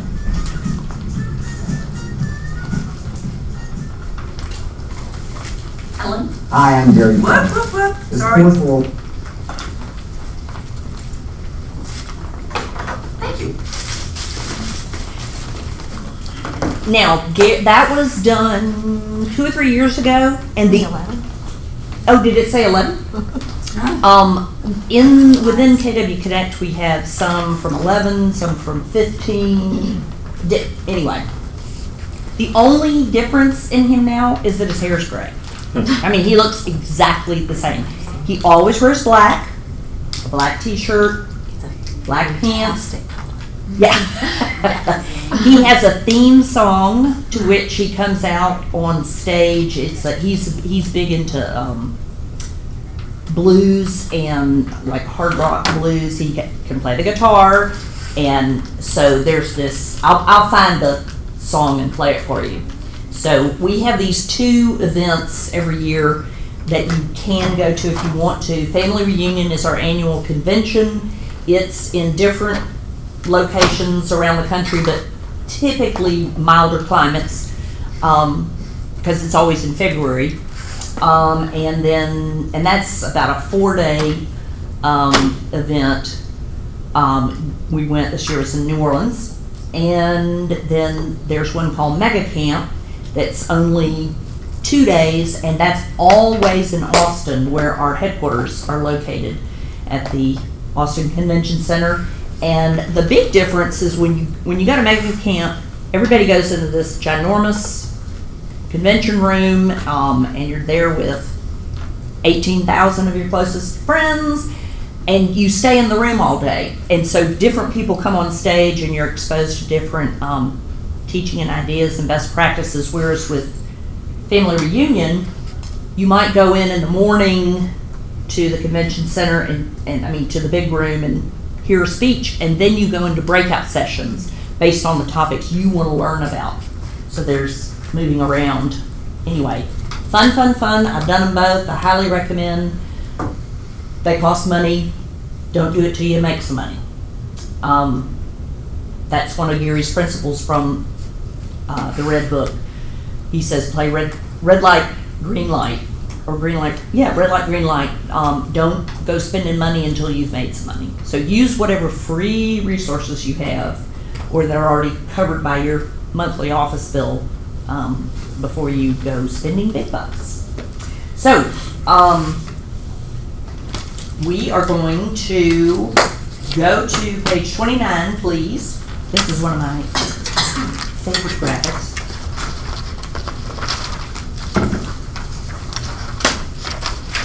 The lead generation funnel. A funnel. So we've talked about leads. Leads are people who need to buy or sell real estate. Always, 100% of the time, when you are prospecting leads, what's your objective? What's your when you go for the close, what are you trying to do? You're trying to set an appointment. And why is that? Do people typically buy homes with somebody just they've talked to on the phone, never met? Mm-mm. This is a big ticket item. And when it's somebody wanting to sell, we go to their home, because that's the property that's going to be sold.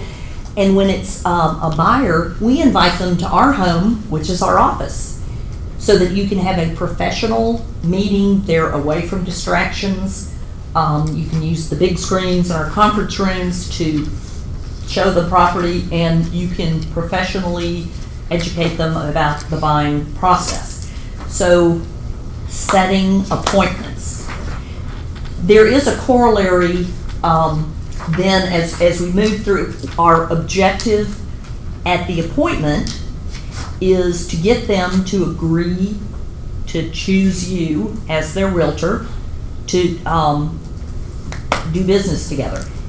And yes, they're choosing you, but they're really going to agree to do business with our office, because the listing agreement and the buyer brokerage agreement is between that client and the office. Because the office is the entity that bears all the liability if anything goes south.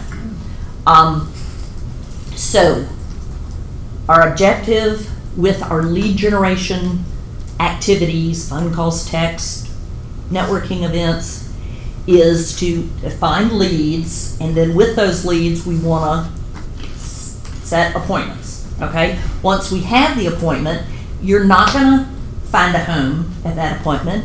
You're not going to sell their house at that appointment. What are you going to do? You're going to get them to sign an agreement, a brokerage agreement, to do business with you. So you don't want to.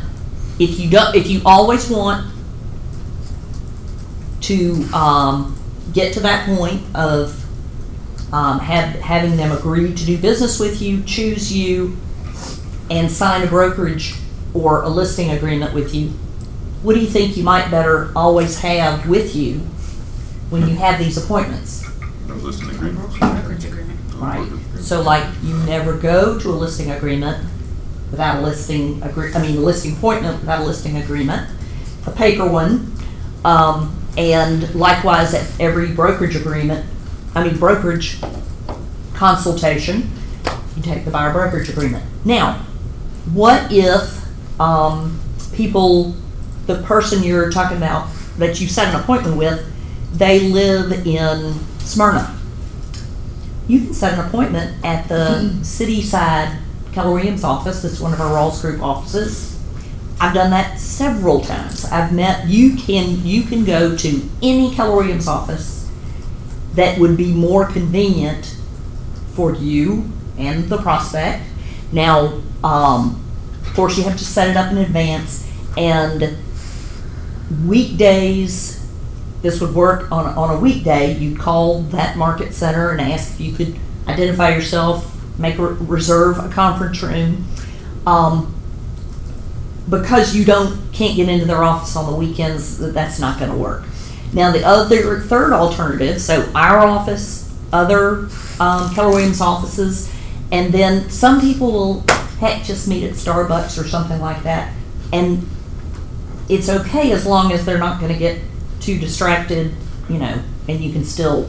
So I understand it's our preference that you bring them into an office for the buyer consult, but you got to do what works to meet with the person.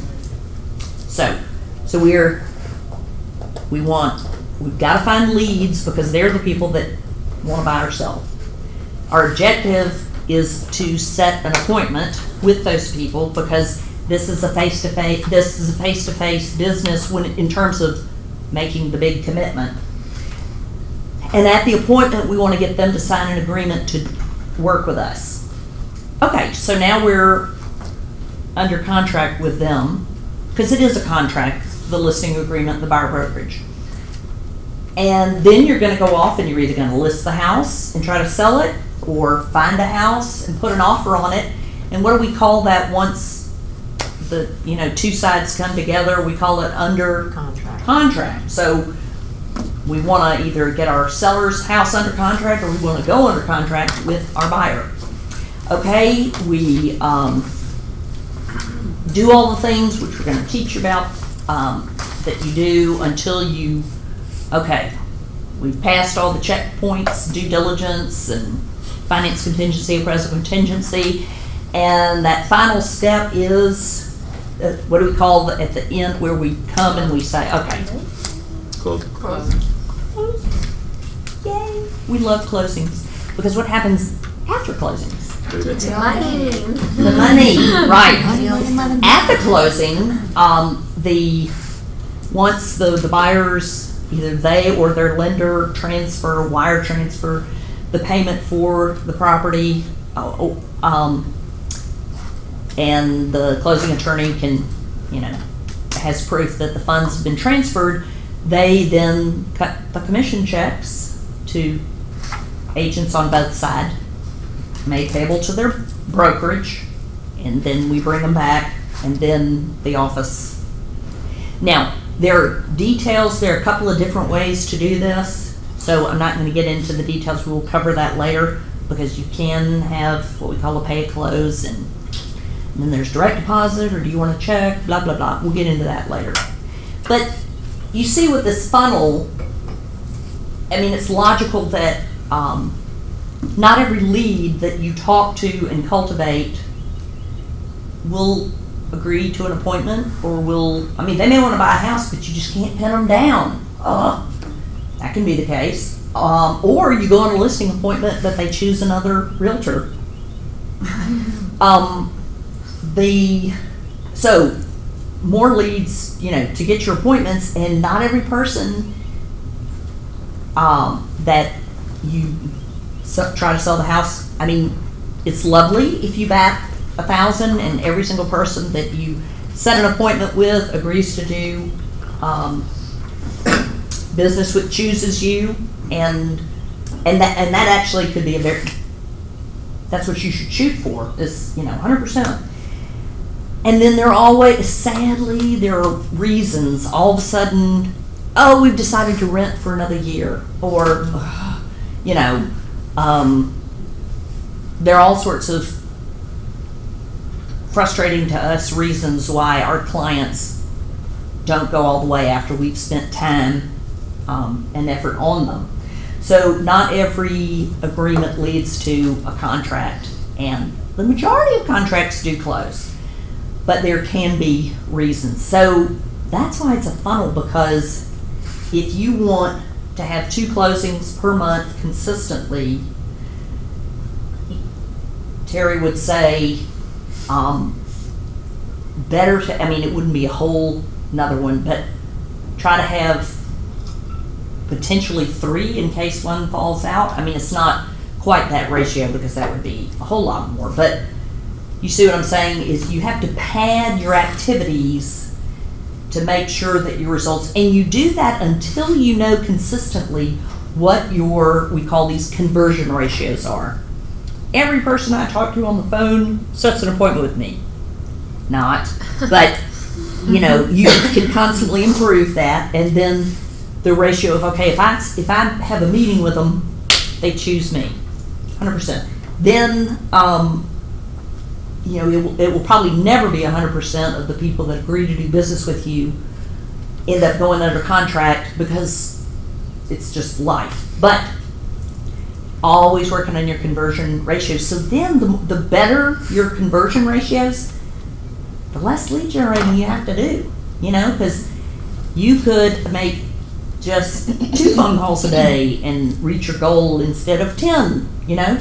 So, but when you start out, assume the worst, make a lot of, you know, go for a lot of leads. Okay. On the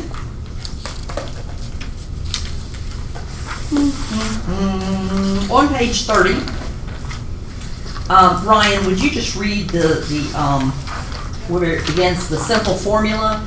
And this is just sort of to tie it together. I just don't want you to miss this concept. The simple formula.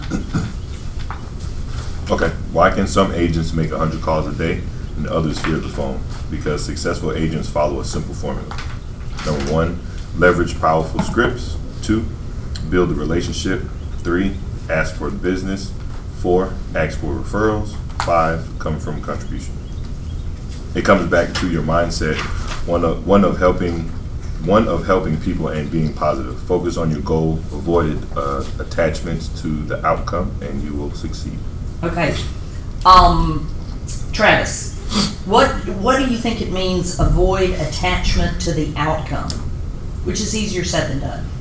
I would say that's like a sunk cost. If you've spent so much time on a customer, you don't want to focus so much on the outcome as opposed to what you're doing at that moment. Yes, and because there will be some deals that fall apart, clients that end up not choosing you, and you know, the don't count your chickens before they hatch. You can get, it is so easy. You meet somebody and, oh, they want to buy a $500,000 house, and you are calculating that commission, and you are spending it all in your mind. And then the more you do that, the more devastated you are when it doesn't come to fruition. So this is sort of helping you stay in the moment. As Travis was saying, stay in the moment and focus on, I mean, you got to do the work, spend the time, invest the time and your emotional energy, your intellect, and with no one, there is no agent that gets everything. It just, so don't get so attached to the outcome that maybe if something happens and the client has to pursue another path, you haul off and tell them what you think of them.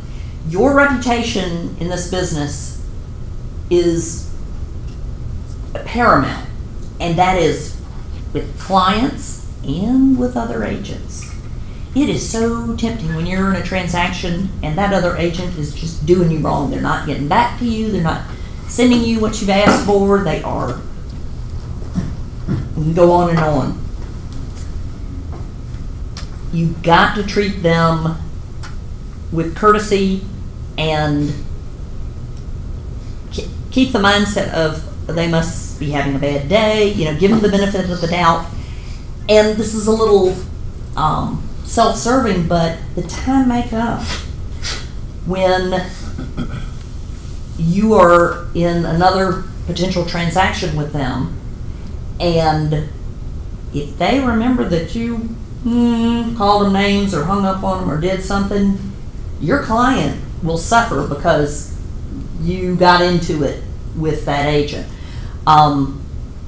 Being the kind of agent that everybody wants to work with because you're just pleasant and professional, timely, it will serve you in this business, because there are plenty of times when there's what we call multiple offer situations. Several people want to put in an offer on the same property, and let me tell you, which agent is representing goes a long way. It's not the only thing, but it does help your client if you have a good reputation with other agents. They know that it'll be a pleasant transaction. I have a quick story about that. Lay it on me. I actually, I had a client. We were in and out of multiple contracts. Don't worry, they're closing next week, finally. But we went under contract on this one house. It had been on the market for a really, really long time. And I got them under contract, and it did eventually end up falling through just because of some things that were found on the inspection report that the seller wasn't willing to repair. But, my, I guess, interactions and everything with the agent were really pleasant, and he was like, I know it's difficult and it's frustrating when you have a seller that won't make repairs. He was like, I really appreciate your courtesy and everything, how you handled this. So anyways, that fell through. Well, then a couple weeks ago, I took another one of my clients to view this home, and I gave them a heads up of what I knew about the home and everything, but they still really loved it. They were considering putting an offer in on the home. So I called the agent, and I'm like, hey, I don't know if you remember me, blah, blah, blah. And he's like, you know what, we actually just went under contract a few hours ago with a cash offer. He said, but you know what, Rachel, I really like how you do your business. I actually have a buyer, and I don't really like to work with buyers. I pretty much do listings. Would you want to show her? She's already pre-approved. So I got a pre-approved buyer from an agent, even though a contract fell through. We had back and forth negotiations just because of how we handled ourselves. So I know that's self-serving, but you might get another referral from someone, especially if they only do listings and you're primarily a buyer's agent. So, and then the shoe could be on the other foot.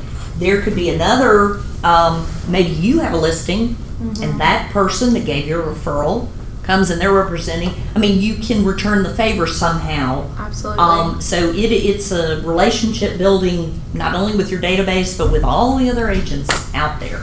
And not that everybody's going to be a good friend, but you never know. You never know. And that's awesome that, you would refer business. I'm assuming he's KW. No, he's not. He works strictly with investors. They're kind of like a little boutique brokerage on the other side of Atlanta. So he sent someone out in my area, and everything pre-approved. So, woohoo! Yeah. That was a score. Faith, have you had any experiences like that just how good experience or bad experience? either. But so I did have a really great one where the transaction was so easy that when we got to closing, the agent had been in the business a really long time, and she brought me a thank you card with a Starbucks card in it. Oh. And she said, I keep these in my drawer, and I don't give them to everybody, but I give them to very few. Which, that's sweet. And it stands out when you make it easy, And we work really hard to train you to do things. Do the transactions the right way, the professional way, the ethical way, and the thorough way. But I've had the other way too, where the agent was so difficult to deal with, and it was her. It wasn't her seller. It was her. And when we got to the closing table, I was like, who is this? Because she was so nice. Because she's getting paid. And then something didn't happen, so the seller was staying in for a day to get moved out after closing and was going to have the place cleaned, and it wasn't cleaned. And then when I called her, said, okay, it hasn't been cleaned, she turned into the old person again. Don't be that way. No. Don't be that way. Because if I ever see, we talked about, if I ever see a listing that she has, I'll kind of go, Yeah, that's what happens. People will avoid your listings if they can. or if you're putting in an offer, they may avoid your offer. Because people do remember. Okay, for the balance of our time, we're going to be focusing on the 10-4. Okay, the 10. Like a CV. 10-4, good, baby. I know. That's, I mean, even when I'm texting with my sons, if instead of saying okay or thumbs up, 10-4, you know. Okay, page 31. So, just in case that it is referenced in the exam as the 4 habits, which I can't remember if it is or not, but I captured it on your sheet, and it represents the 10-4: grow and manage your database, prospect, follow up, and know your market. I mean, that's so. Looking at in the middle of 31, there's a table. So, Lisa, for number 1, grow and manage your database, what does it tell you to do? A dot, bullet over. Grow manager, okay. To the right. Okay, add 10 new contacts into your contact database every day. Okay. There is, I believe this is assuming that you're starting at 0. Those of you that are, importing 50, 100, 300, with technology now and with the ability to import a whole spreadsheet worth, I'm less concerned with this daily 10 every day. I want you to be at minimum 200 by the end of Ignite. So whether you do, build it up. So I want to quickly see how many people, and I'm assuming we're starting in the edge, or maybe you just have it on a spreadsheet, your contacts. Tia, how many do you have so far? 65. Faith? 150. Travis? Oh, like 18. 18? Okay. Renita? Like 3,400. 3,400, love it. Used to be a recruiter. Hello. But is that, I don't really count, that's what I said, I want to get a database of value, because a lot of those people are just, oh, thanks Renee, you're doing great. I need can you give me a referral someone wants to buy? I got a lot of fan bases, yeah, motivation. Do it, more hours. Can I ask what you mean by that? Is this through social media or something? Well, from my network, from recruiting and warehousing for so long, all my past employees and other people who I made relationships with, whatever, but they're they're great cheerleaders, saying it's great that I'm doing the entrepreneur path and getting into real estate, and yeah, go follow me, but I need more go give me a referral or. Okay, so what that is called is qualifying your database. Yeah. You still have them in there because you never know. Once, and we won't do this probably till the end of Ignite, but qualifying, let's say ABC. A being the ones that are going to send you referrals. You really, a handful of those people. 5 would be, 5 to 15 or so. And then the B's would be, really likely to use you if they had a need. And then the C's are all those other people. They know you. They're cheering for you. And, you do know them, but that's as far as it goes at this point. Yeah. And people can move in your database. They can move up or down depending on whether they, use you. You think somebody's a B and they pick somebody else to work with. Oh, they're moving down to the C. Because you only have so many hours in the day, and so many dollars to spend on cultivating relationships. So this is a business. It's a business. It's not about friendship. It's about business. Are they going to do business? And I'm not saying this is how you view them in life. Only in your business. Okay? So, yes, it'd be, I mean, when you first start out, you may have 0 A's, you know. But it's really nice to cultivate. Eventually, as you have, I call them closed clients, people you've actually done a transaction, you hope they're going to turn into A's, you know, referring. But they may just stay in the B's. They've used you, they love you, they'll continue to use you, but that's as far as it goes. So it just, you have to lead gen less the more A's you have, because they're doing it for you, you know, sending you business. Sometimes your closest friends may not use you too. Mm-hmm. So true. Say that louder. Sometimes your closest friends may not use you. That's right. And remember, this is not a friendship rating system. It is a business rating system. So you can still be friends, but just don't put them. But it kind of hurts. It does. It does. One of my biggest limiting belief when I started in the business was, oh, everybody, there's so many realtors out there. Everybody knows a realtor. Why? You don't need one more. And yes, some people, you know, had longtime friends that were realtors and stuff. But guess what? We live in a big city. And there is plenty of business out there. I promise you there's plenty of business out there. And so that was my number one limiting belief initially. And I have a great script I'm going to share with you to kind of counteract, to work through that with your database. You're going to like this. So, growing your database, I mean, the whole point of that is, well, number one, never stop adding new people, because all the old people you have, you know, they kind of might be tapped out. So if you want to keep doing business, you got to keep adding new leads, especially. Okay, number 2, Stephanie, would you read for me what that habit is, and then what is the activity? Prospect, speak with 10 people in your database every day. Okay. Notice it says speak. It doesn't necessarily say phone call. We'll refer to it. Huh? Chat with. Yes. We'll say make 10 calls. Doesn't have to be calls.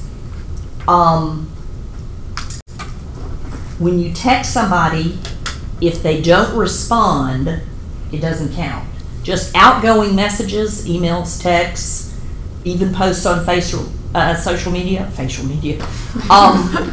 that doesn't count. It's really contacts. So conversations, contacts,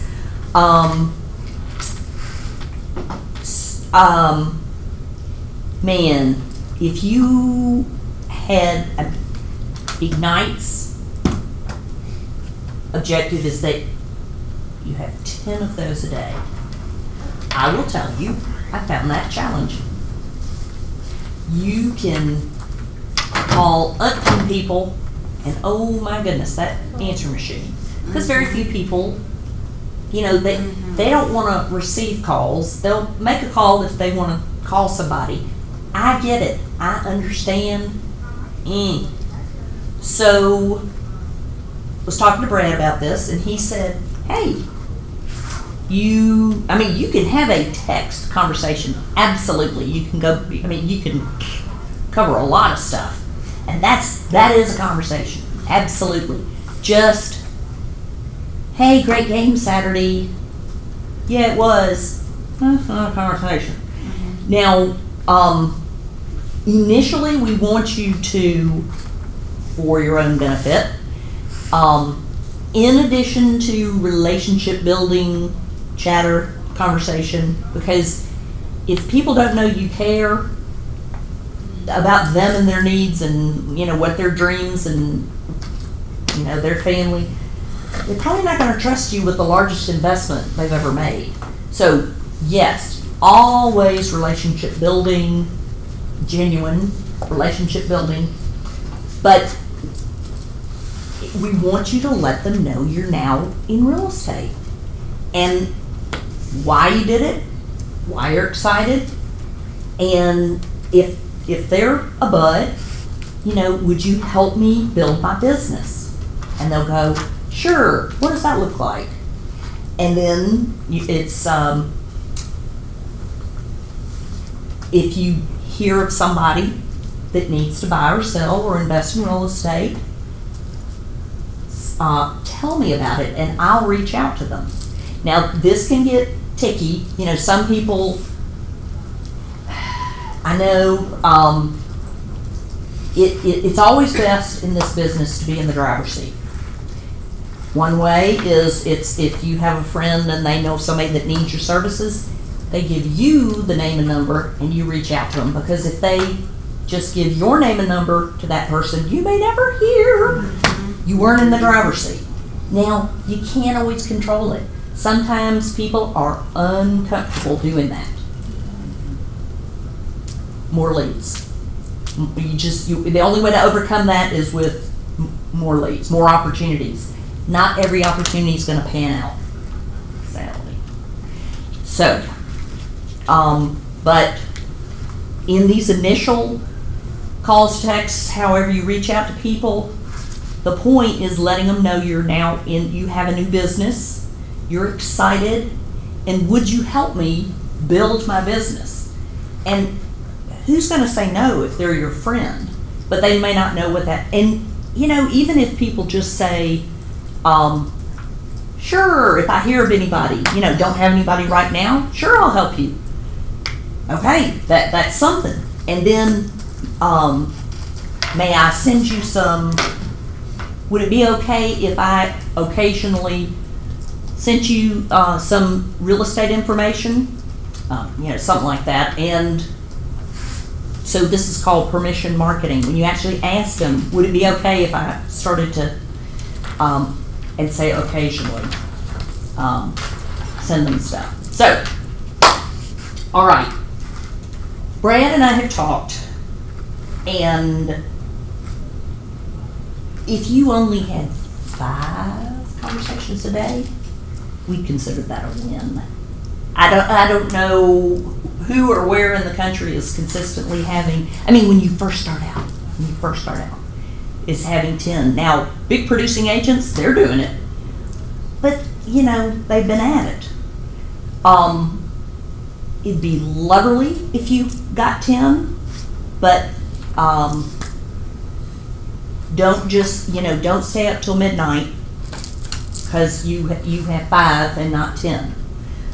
So when I say it's not just the chat where, hey, what's up, you know, how you doing? If it, you know, in that conversation, you got to say, hey, I started a new business. And you got to have the opportunity to deliver that message quick, then that counts, okay? The next one, follow-up. Now, follow-up is a big concept in this business, and let's see, Selena. You have a conversation, and the person says, yeah, you know, I think my next door neighbor is planning to put their house on the market in, you know, in a month, or let's say next fall. What would you do with that piece of information?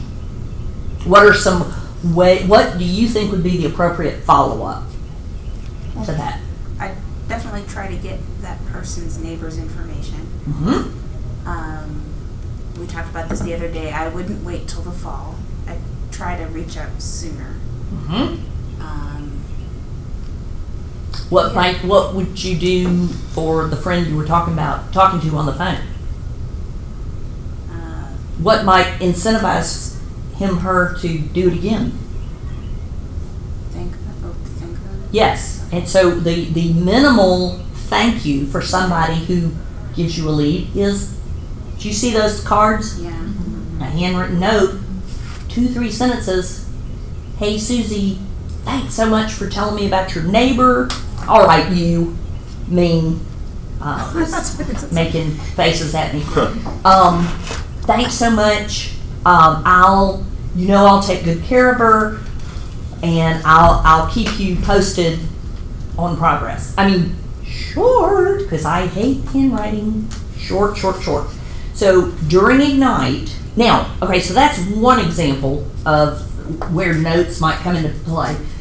Selena and I had a conversation, and when you will get these, I want to do it in 6 months, 3 months, a year, whether it's buy or sell. After that conversation, you cut it in half, because they always overestimate how long it's going to be. If they say, I am not going to be ready to buy for 6 months, you put a reminder in your calendar for 3 months to follow up with that person. Always cut it in half, cut in half whatever time they tell you, and you're just going to reach out to them and follow up. I have lost opportunities because they were ready to go and I haven't followed up with them. So I would say to that scenario, you thank the person that gave you a name. Some people have different, a note at a minimum. Starbucks, $5, whatever. You don't have, it's your business, you do what you want to, but some sort of thank you. If somebody gives you a lead, a referral. One sec, and then I would go ahead and reach out. Ask them if you think it would be okay if I just introduce myself. Virtual introductions are a beautiful thing where your friend sends an email copying you to that person, especially if it's a business colleague, and they say, so-and-so, this is so-and-so, da-da-da, now y'all have your... That's a professional and comfortable way of introducing people, because then it's not just, exposing. So, Selena. I was just going to say, one of the things I've had to train my mind to do with a couple other businesses I'm running, and I'm still getting there, is like every time I think of somebody's name, I have to think, what can I do as a touch point? So like yesterday, somebody placed an order, and I didn't know they placed an order. And I was like, well, I'm going to send them a handwritten thank you. I'm going to start doing that probably every time, or I'll mix it up. But it was unexpected, right? It's going to be a little bit delayed. Come a week and a half later, maybe they'll be thinking about buying something else. But I have to train my mind. Everything has to be a touch point. Or if I talk with somebody and they say something about a charity or their kids, like, oh, so how was that event? Did it go well? So right. They have something to talk about. Have something to talk about, and people are blown away when they know that you listened when they were talking. You weren't just thinking about what you were going to say first. Mm-hmm. And people like to do business with people where they have a rapport. They like them, they trust them, and you're not going to be that person unless you earn it. You have to earn it, by being a friend, caring. And I hope that will come naturally to all y'all, and both with your clients. Anyway, it's going to go a long way. Travis, we'll see you Wednesday. I'll see you tomorrow. Okay. All right. Thank you so much. You are so welcome. Okay. So Ignite teaches 10 handwritten notes a day. I'm going to say dose 2. 2 would be defined. Now, the kind of the prescription here is you can, let's say you had 10 connections. And then you just write 10 notes to those people. But it doesn't have to be that. Let's say you make 10 phone calls and you just get the answering machine 10 times. You can write them a note. Oh, sorry, I missed you. Wanted to tell you about my new business. I'll call you this weekend. Kind of leave it as a teaser. Or you may just know somebody in your world who's going through something. And just wanted you to know I was thinking about you. Sorry you're going through this. Bless people, love on people. And if it's not genuine, don't do it. But show you care to the people you already know. Can you do this? Yeah. All right, I'm just looking kind of. Oh, no, Like- that's the. No, that's girly stuff. No. Ryan, tell them what your favorite color is. Pink. Do we love this man? Oh my gosh! Okay, the Daily 10-4, because honey, this is gonna come up every Ignite class. Number 4 is the fun one. Know your market, and the preview 10 homes for sale every day. That means online, and visit 10 in person every week. Yes, ma'am. At what point, maybe we'll cover this later, do we define our market? Because I've been asked that question, well, where's your market? Where do you work? And I'm like, well, I don't want to say all over the place because I really don't want to, but at the same time, I'm just starting, so I need business. Okay, I was in the exact same spot. Bigger players will tell you that eventually it's a smart thing to focus on your area. But when you're starting, we just want commissions.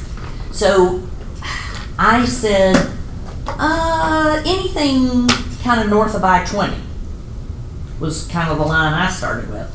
Just because I don't know McDonough. I mean, I would not be doing them a service to go down to Peachtree City. That really would be, besides a lot of gas. And a lot of traffic. Right. Yeah. So I come up with something that you can live with, that doesn't sound snooty, like you're putting down the areas you don't want to go. But that, now what do you say, Rachel? So I'm not. Because honey lives in Douglasville. Whee! Yeah. So I live. People over my way, because it's so much bigger, we don't really like classify places in cities as often as we do counties. So I say primarily Paulding County and anything that touches it, which is a lot of counties. I've got Cobb, I've got Fulton, Douglas, what's it called? County where Woodstock is, Cherokee. Yeah, and then I've got Harrelson and Carroll County. So. And I get leads from all of those places. So it's like, I just do it by county. But you know what? So as her career grows and builds, I want to narrow that. She may narrow that. But at least she's not driving, she's not taking a lead in DeKalb, or Rockdale, Renita. I know for me, I just say I do Metro Atlanta, so all the metro areas. But when I try to focus this, I coin myself as the neighborhood realtor. So I do a 3-mile radius from my house. And I done sent out flyers on door knocks. Everybody know me now. Oh, that's that dang realtor girl that we drag our door everywhere with her. I feel like that would work for me. I live in Buckhead. There's too many names that you see all the time. Selena, you're absolutely right. But it worked for Renita. And it is okay for us to, create our own persona. And it all works. It's what, Faith, what are you doing? Or are you even narrowing? Because I lived in North Fulton for so long, that's the area that I know the best, but because of clients that I've had, I know Cherokee, Cobb, Gwinnett, like the whole, just because would you call that the Northern Arc? Yeah, because I've had clients in those areas, and so I really, because I research a lot when I'm, and so I know a lot about those areas. Okay, so do I want to stay that broad? No. No. But we start and then we narrow as time goes on. If you can. But let me tell you, there are Virginia Moran, top agent, lives kind of West Cobb. But especially if it's somebody she's done business with before, she'll do a Decatur. So anyway, it is hard to. But think about that. Think about, because you will get that question, well, what's your area? That sort of thing. So the daily 10-4. 10 additions to your database. Doesn't have to be on a daily basis. Just get to 200. 10 real estate conversations, but I'd be happy with 5. 2 handwritten notes. Now, Brad said, I'd be happy with a heartfelt text. And he said it, so I'm sharing it. I do think notes really set you apart, because this is the fun thing that you get in your mailbox, the only thing you want to look at from your mail. During Ignite, the office will spot you the stamps for any notes that you write, and I happen to have a lot of note cards. So I will bring some every day. I've got them for like each month of the year. But if you want to buy, did you go to the Dollar Tree? I looked, no I didn't. I went to someplace else and I didn't find anything I liked.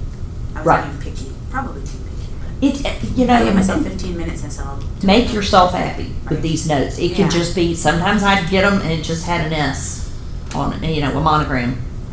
Whatever. It's, that's, the card is less important than that you do it and you wrote it, and hopefully a nice uplifting message. Yes. But I will add that the Michaels right back here has really good quality thank you notes for $1. They're beautiful. They're the $1 $1 for a box? Yeah, they're the real. Yeah, Wow. like 8 or 10 of them, and they're beautiful paper. Because I used to work in paper with the foil. The Michaels right over here. Or Michael's in the Super Target. in the dollar Shopping. bin by the register. Thank you for the tip. Tips are appreciated. TJ Maxx, Marshalls, those places. Oh, yes. They always have Exactly. Dollar Store, TJ Maxx, And Marshalls. they also have really cool, like, congratulations on your new home kind of thing that are different than your Hallmark card. Coolio. They look kind of crafty, some of them do. Like 3D something. Wowzer. And they're like half the price if you were to buy them at Walmart. Can I say something? Not to market myself, but to market myself. I did prints of the House of Blues in Atlanta. I have prints of them, but I have loads of note cards. I don't have the envelopes to them, but if anybody has somebody really special, like someone who's given you a listing, I'll sell you some of those for cheap because I printed a bunch of them. That's so cool. And I also have prints that I'll personalize if anybody ever wants a really unique gift for somebody. Sorry, but I've got a load of them, and I'd love to try to get those moving. I think you should bring in a couple of samples. Oh, and my name, the phone number's not on there. I would never contact them if they're your customer, so just know that. Okay, and then on the, Tia, did you have something? No. Oh, okay. What the hand was doing? So the follow-up, need 2 notes, groovy, but if you're doing something other than notes, more is better, and then the know your market, the more you look at the insides of homes, the more it is just so. Their prescription is to look at 10 each day online, and which is fun, and then to actually go in 10. So how can you go in 10? That sounds like a lot of time. Well, who has not downloaded their mobile app? How exciting. Except for Stephanie. On your mobile app, one of the 6 buttons on the first landing page is open houses. So wherever you live or wherever you want to work on Friday, check that baby out and you will see, because if you can go in an open house, it's 10 to 15 minutes, boom, that's all it takes. And you don't have to make any arrangements, you just show up. So take advantage of the fact you don't have to research it. Your mobile app will tell you where the open houses are. In a similar vein, caravans on Tuesdays.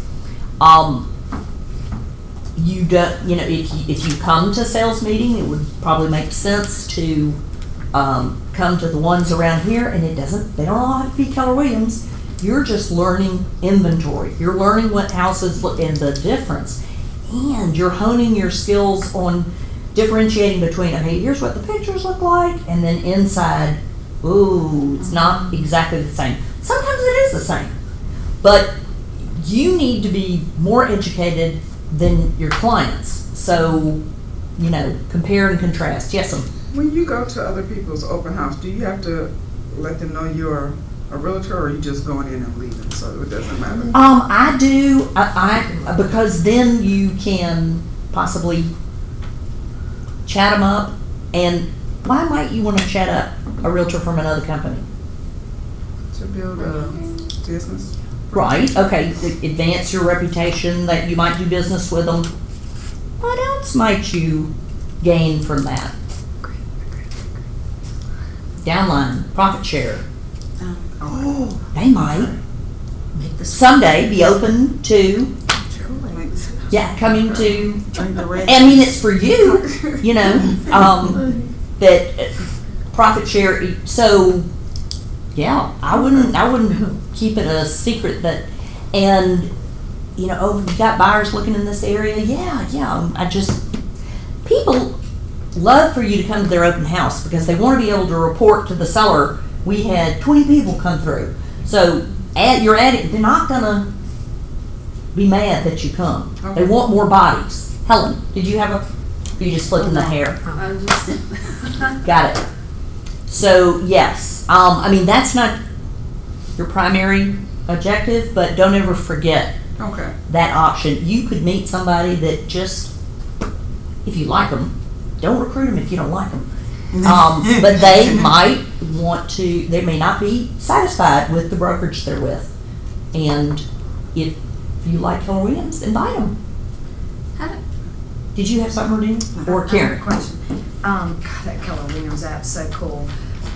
If you wanted to see some houses that, you know, say you got some time on your hand or you're in a neighborhood and you want to see some that are for sale, you know, you don't want to be bothered. What's the rule? Yes. Okay. Yes. Because I faced that. If it's owner occupied, don't call and ask to go see it. You never want to put somebody out. They have to leave. They have to put the dog up. You got to get your 10 throughout the course of the week from open houses, caravans, new construction, you know, models. And those are really fun to go look at. Now, if you're desperate, running out of options, if a property is vacant, then you still should make an appointment, but you're not going to be putting anybody out because there could be an alarm or something that if you don't call first, you could set the alarm off. So, but if it does say go and show, vacant, you know, that sort of thing, sure, those are fair game for you to preview, but follow whatever instructions they give you. So, so you don't set off the alarm. You call the agent, right? I mean, it's the agent that's well, in the private, in the private remarks of the listing, it will either say use showing time, and then it's all electronic, and we're going to cover that. Or it may say text agent for easy appointment. Yeah. Just do what they tell you. And usually if it's vacant, it'll be a real simple process. Yeah. It's not like, gotta have a 2-hour advance warning. That's only when it's owner occupied or tenant occupied. We are coming to close, but this daily 10-4, this is, and it's not really 10 in every case, but you gotta know what, so Helen, give me one of the, so we've got 4 10s, 10, 10, 10, 10. What's one of the 10s? What's one of the 10s? What's one of the 10s? Add 10 contacts from my database. Selena, what's another? Prospect. Right, and what does that really mean? Speaking with people. Okay. Speaking with people. Right. Finding out their needs. Attempting to have 10 conversations that include real estate. Because y'all gotta let people know that you're in business. Lisa, what's another? Preview 10 homes for sale every day and visit 10 in person every week. Most people find that the fun and easy one to do because we can't go look at houses. And Tia, what's the one we haven't mentioned? Follow up. 10 follow up. So, the notes. There's another element to follow up. I would be remiss in not mentioning is that if you do have, call or text conversation or in face to face with somebody, and they tell you something that you need to remember or do for them. You promise to send them a CMA on their neighborhood or something. Part of following up is making your notes to self about what you're supposed to do that you promised. Okay, that daily 10-4 is a big thing. Now,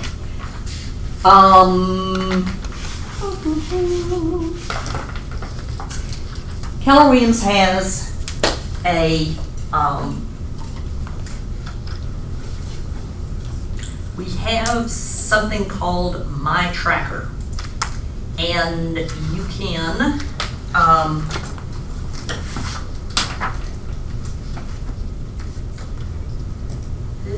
okay, all right, I'm going to show you how to access it, and you can do this on the computer or on your phone.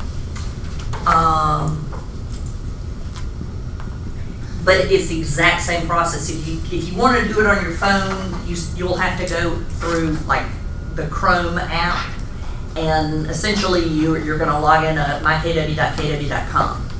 So here's the landing page. To access My Tracker, which is where you can keep track of the number of contacts, database ads, houses previewed, and notes or follow-up done. Here we are, landing page. Everybody see this? I am clicking on education in the black bar across the top. Click. This comes up. I'm clicking anywhere in this square that says Ignite. Click. So it's education, then Ignite. I land here and I think, what the heck? But if I scroll down, aha, here's my tracker.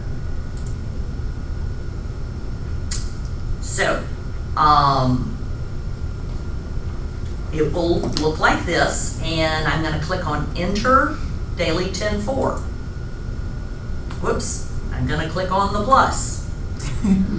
I mean, it is so simple. It's just click, click, click. Okay, I've added 4 people today. I had 2 conversations. I wrote 1 note, and I saw 5 homes. And I'm going to click Save. Ta-ta! Now this was just my entry for today, so you'll keep it going for a week. It'll be,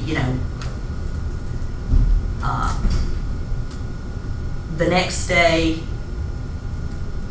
Oh, here we go. So it defaults to today's date, and let's say you forget to do it one day.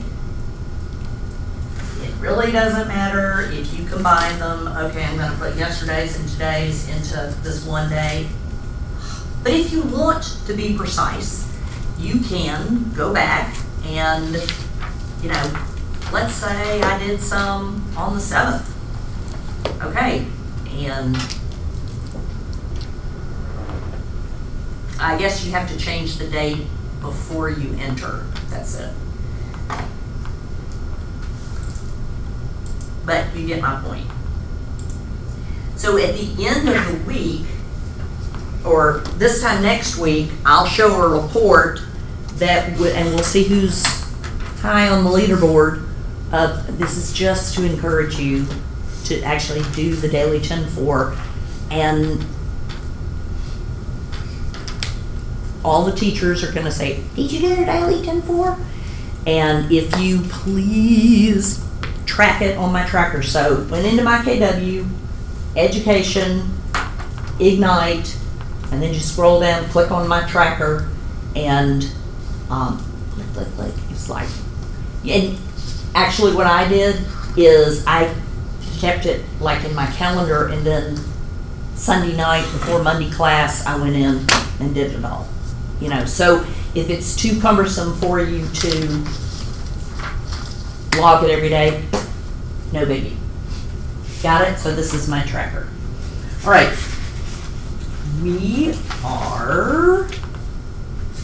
There are really 2. All right. We're going to talk about scripts. I hate that word scripts because it sounds scripted, like it's fake or insincere. Scripts are the correct answer to clients' questions. It's giving the correct answer as succinctly as possible, and you're not, you know, what do I say? So, scripts are your friend, scripts are your friends. So, on our little page, okay, look back on the first page, because I really want to point this out. Under the 4 skills, I bolded the word skills. Next to the third item, scripts, I put those pages 36 to 44. If you have any hesitancy about scripts, these are the pages to help you get over. Like on the top of page 38, Stephanie, would you read me those first 3 bullet points, the benefits of scripts? Scripts gives us the confidence to do our job. They allow us to stay focused and in the present moment.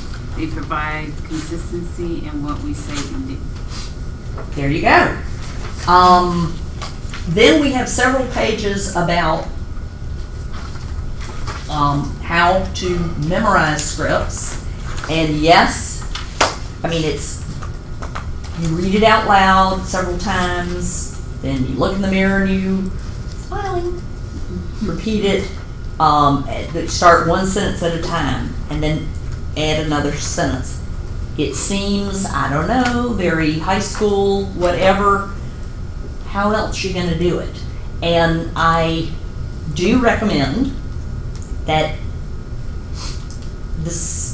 by the end of the week that you maybe find one or more buddy that within this group, or it doesn't have to be in this group, that you can practice scripts with. You start off by simply reading them to each other. And you don't have to be in person, it can be on the phone. The more you read them, and then eventually try to, say it without looking, that's how you memorize. But it is much more fun doing it with a person than by yourself. So, and it is perfectly fine to have, 3 or 4 people. Did you do any script practice? No, because they were at the other location. They had switched locations that day. But seriously, you can make a buddy and say, okay, at 8 o'clock every day, we're going to have a 15-minute phone conversation. It should never be more than 15 minutes. Okay, scripts. Okay. On page 37 where it says to watch the video, where is that video? Oh, here we go. Thank you. Faith! Perfect. You teed me up. Here we go. I'm trying to steal your thunder. No. That was, you just reminded me I needed to do this. All right, this is Jeff Glover.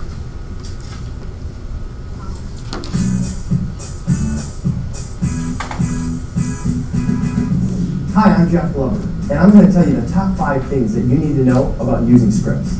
Step 1, you're going to need to get your scripts from a top agent of the office, your team leader, a MAPS coach, or of course Keller Williams University. Step 2, we're going to need to do a total transformation of, instead of talking and telling, of asking questions. Selling isn't telling, selling is asking a series of questions that leads to desired response. So instead of talking so much, we need to get in the habit of asking questions. And asking questions gives us control of the conversation. Control of the conversation gives us our ultimate outcome, which is an appointment set or closing. Step 3, we need to listen with good intentions. Well, what I mean by that is we need to listen to their answers instead of just listening to them talk and asking another question that comes to mind. For example, instead of asking a seller where they're moving to and then going on to the next question, how soon would you like to be there, ask them, where are you moving to? And when they give you a response, ask them, what takes you there? Step 4 in becoming better at scripts is we need to learn to mimic, mirror, and match the prospect. What I mean by that is we have to listen to their tone of voice. We have to speed up or slow down based on how fast the prospect is talking. That means when they respond and say, we're moving to Toledo, oh, Toledo, that's exciting. What takes you there?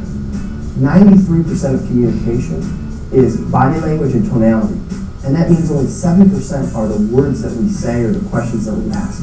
Step 5, we need to take these 5 points and practice them daily. If you think of NFL teams, they practice 50, 60 hours on the practice field for a 1-hour game.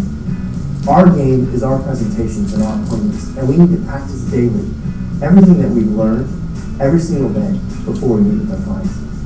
When it comes to scripts, my biggest aha is that everybody has their own scripts. We're pre-programmed to have scripts, and we're talking and asking questions that are scripted. However, what we found is that most of our own scripts are no good. And so we have to learn the right scripts, the right questions to maintain control of the conversation. Thanks for watching KW Connect. Make it a great day. Yay! He's a good guy. Okay. That was the video, Faith. Did you enjoy that? I did. Awesome. I'll go back and watch it again. In your Ignite book, right inside the front cover, you have either a bound or just a stapled script book. If you would, please access, let's see, the index. 1, 2, 3, 4, 5, 6 pages long, and so it's broken down by category. So this is yours. Stacy, what do I say, Will? Have you looked at your script book yet? Every one of you is getting a script book, and you can download. It's on. You just not part of your money. I'm going to pay for this. These are really good. And in terms of, hey, okay, I'm going to follow your suggestion and get a script partner or partners. What do we use? No, it's a script book. On this point, I am going to give you one more. That this comes from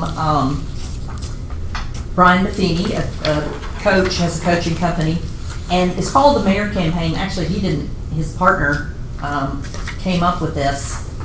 Just listen to this and see if you would be comfortable. Like, okay, you're just starting out, and so you're getting the word out to people. I mean, Renita's got lots. You probably win with the most contacts. Quality, though. So I know.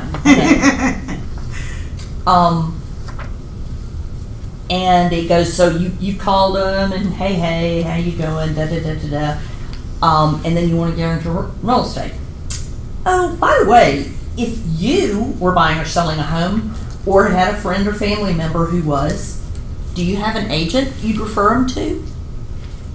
Now, that's giving them permission to go ahead and fess up. And where are they going to go if they do have somebody? Out of the database. Because you're not going to get any business from them. But we hope that they go, oh, okay. So for people, and if they're really, really close, like your relatives or whatever, oh, by the way, if you were buying or selling a home or had a friend or family member who was, am I the person you'd refer them to? You know, if you're comfortable saying that, then let's see. So the answer to the question of do you have an agent you would refer to, there are only two choices, yes or no. Okay, if they say yes, that's great. It's important to have a qualified professional to work with. And what I have done, so this is called qualifying your database. You're calling through, and then if they sadly have somebody else that they have referred or would refer to, you say, well, I always want to up my game. Can you tell me something that's really good that they do, or something about them that, you know, is great, So turn it into a learning opportunity instead of crying. That, you know, your BFF from high school refers to somebody else. Turning it into, but then out of the database they go, because they're not gonna do business with you or give you business. That is very infrequently the case. Most people, with all those realtors out there,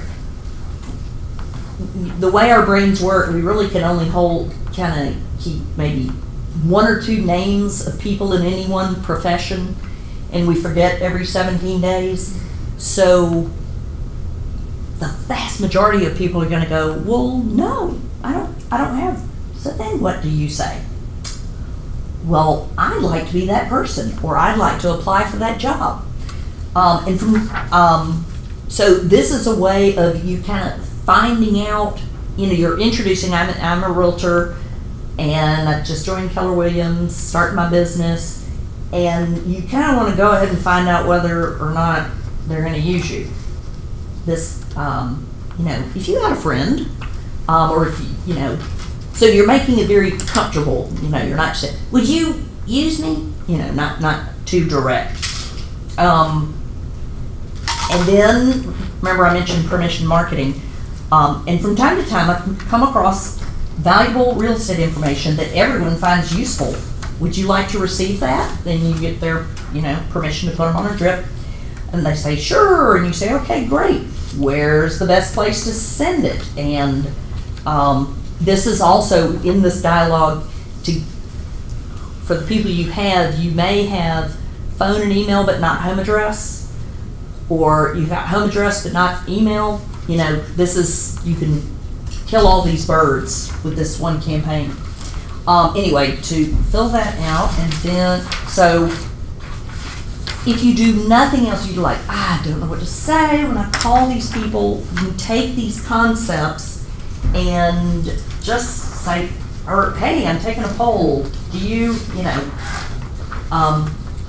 who's the you paraphrase, who's the realtor that you would use or refer people to?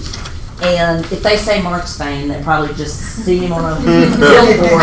But if they go, well, actually no one. Well, I'd like to apply for that job.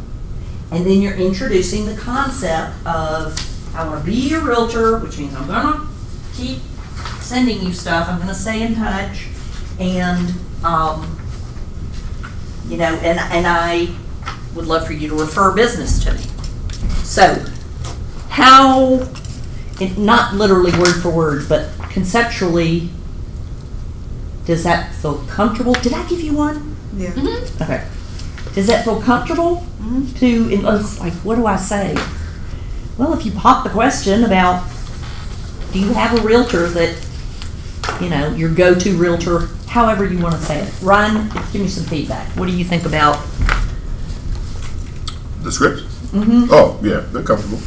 I don't know if I'll use that second one even for people that I know well, because I don't like to, you know, put myself out there. But the whole, would you choose me? I would just rather say, you know, do you have anybody you would refer yourself I know, to? I've only used the first one, not the second one. Mm-hmm. I'm not a fan of that one. Because what if the answer is no? Yeah. I know, you really set yourself up for that one. But so, in a soft way, ferreting out whether they're even open to doing business with you or sending business your way, and then completing their contact information and getting their permission to occasionally send them stuff. There's no pressure here. I mean, you just gotta get them on the phone, or, you know, and you can text the same thing to them, you know, whatever communication Yeah, it works. Yeah. Okay.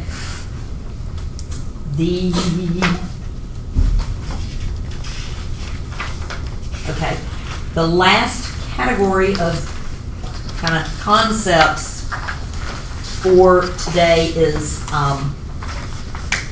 accountability, live by your calendar, time blocking.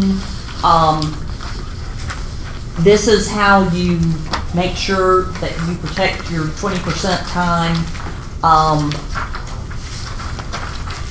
In bold, which is a class that you can take later, one of their truisms is if it's not on your calendar, it doesn't exist. So people that get a lot done and are successful in this business do write things down. They don't carry everything around in their head, and they calendar intentionally to make sure that lead gen gets done. So after this class, Chad Himes is coming to teach a class called Calendar to Success or something like that, and it's all about this concept. But if I say time blocking, Reba, what is that? It means saving a space of time for a specific occasion, such as maybe an appointment or something, so you set aside that time for something. Right. There are just some other concepts that I put on here, like, you gotta stop.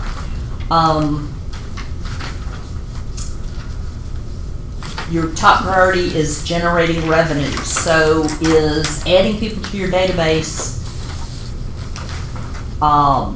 the most important thing to do in your day? Yes. Actually, no. That's more of an administrative type thing. The prospecting would preempt that. It is important. I mean, you meeting them and building the rapport would be more important, but the actual mechanics. So generating revenue first, maintain your business second, and then if you erase, you must replace. Sometimes the only time you can make a doctor's appointment is at 10 o'clock on a weekday morning. Well, if that's in your 9 to 11 time slot for doing your lead generation, shift it some other time in the day. That is a very hard thing. That's what's recommended. So, I think we've done enough. If you review this handout, you will know what you need to know from this chapter. Now, my sheet of many colors, and we're wrapping up right now. Did everybody sign in that's here? Oh. Okay. And I've got one last thing I have to read to you. Sorry, it's required. Every day when you come to class, sign in, pick up one of these evaluation forms. I have to send one in for everybody. Every class. It gets annoying, but such as it is. This sheet of many colors, if you haven't already, I recommend you put it in at the front of your Ignite book. That's why I 3-hole punched it. And at the next class, please go through and check the ones you've already completed, because I'm going to be coming around and checking. And then we did not make calls or write notes today, so and actually we normally do give 4 hours for this class because there's so much to cover, but I booked Chad too close, so I shot myself in the foot. You are expected to do your daily 10-4. You know, when you leave here, it's still, you still got a daily 10-4 assignment. By law, I'm required to read this to you. I'll read quick. This is from Outfront Education. Outfront Education is approved by the Georgia Real Estate Commission to offer sales, pre-licensed broker, pre-licensed, post-licensed, and continuing education courses. The school code is 6333, in case you ever want to report them. And the renewal date of their license is December 31st, 2020. And the school policies are located on our website at outfronteducation.com. This program meets the requirements of the Georgia Real Estate Commission for the 25-hour Georgia Real Estate Sales Post-License course or 33 hours of continuing education credit. In order to receive credit for this course, you must be on time and present for the entire 36 hours of instruction. Once the instructor begins, you will not be allowed in the classroom. Your completion information will be electronically transmitted to the Georgia Real Estate Commission via their online course completion portal at the end of the course upon successful completion. Entrance qualifications and standards of completion will not be based on a student's race, color, sex, religion, national origin, familial status, or handicap. No recruiting. We're all Keller Williams, so that's kind of no issue. You can't recruit people to another office in one of these classes. You have been read to. So it's for consistency purposes that they make you do that. Okay. Everybody just looks white. These 3 hours was long. I would prefer to keep your name tents, please. I find that people don't bring them back by accident. So,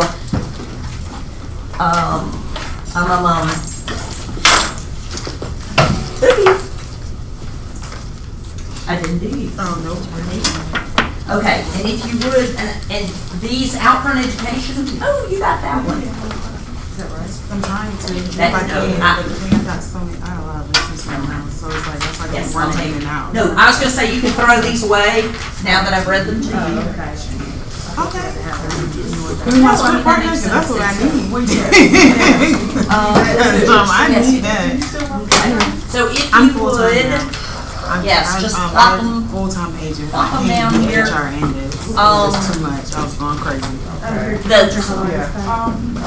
Yeah, then when I get on the class on Wednesday is about your database. And Mia Hanna is going to teach. She is passionate about it. So the focus is your database, building it, growing it, what you do with it.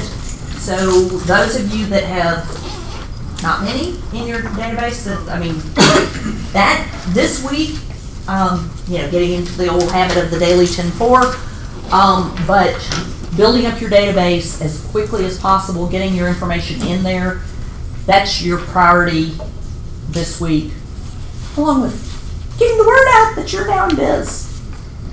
Okay, we'll see ya. And it's a late start, so it's 11 to 2, and we will be providing lunch on Wednesday. Yay! Yay, lunch! So the office calendar hasn't changed. Because I'm subscribed to the office calendar. Correct. Somebody on LinkedIn sent me We created that a night as a recurring. I don't know why that got it's so when I said, okay, you're right, so I started putting everything. It's more for Brad to use in recruiting. Yeah, I'm they're just it. like No, extra. it was a recurring event, so it all shows at the same time. That's why I thought it was very She's gonna teach us creative. Which? Ignite. Like on the calendar, because I'm subscribed to it on my phone. And so it didn't work out. Did you ever get one of those? It's on my door. Oh yeah, I do that. Right. Well, see, we added things. And it So we didn't confused me because I had it stuck on in front of me, and it didn't start on the first. It started on this. Yeah. So I was looking at it as a calendar, and so I kept getting all. Right. That's why I just don't pay attention to that anymore. Thank you, everybody.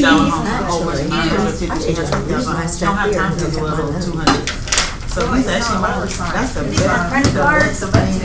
No, actually, there is a. Did you pull out one of those? That's what you use hard on file forms when you signed all your paperwork. Well, that's the part we typically use. So. I was there. I was working on those. I had a good job too. Right. If you wouldn't mind checking with Diane. Okay. Card on file. And if Diane is not at her desk, she might be covering the front. Pop into Ellis. Okay.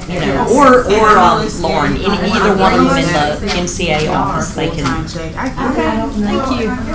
Worst case, we'll get it on Wednesday. Okay. Weren't those awful pictures on the scene of the house? There's a rusted out kitchen. That was, oh my gosh, it was like a horror. Amazingly bad. For those special we're not gonna do that. I don't know, it did give me a good chuckle, thank you. I did not buy nothing extra. More gardening, we got food in the house. That's what my daughter stuff in the house.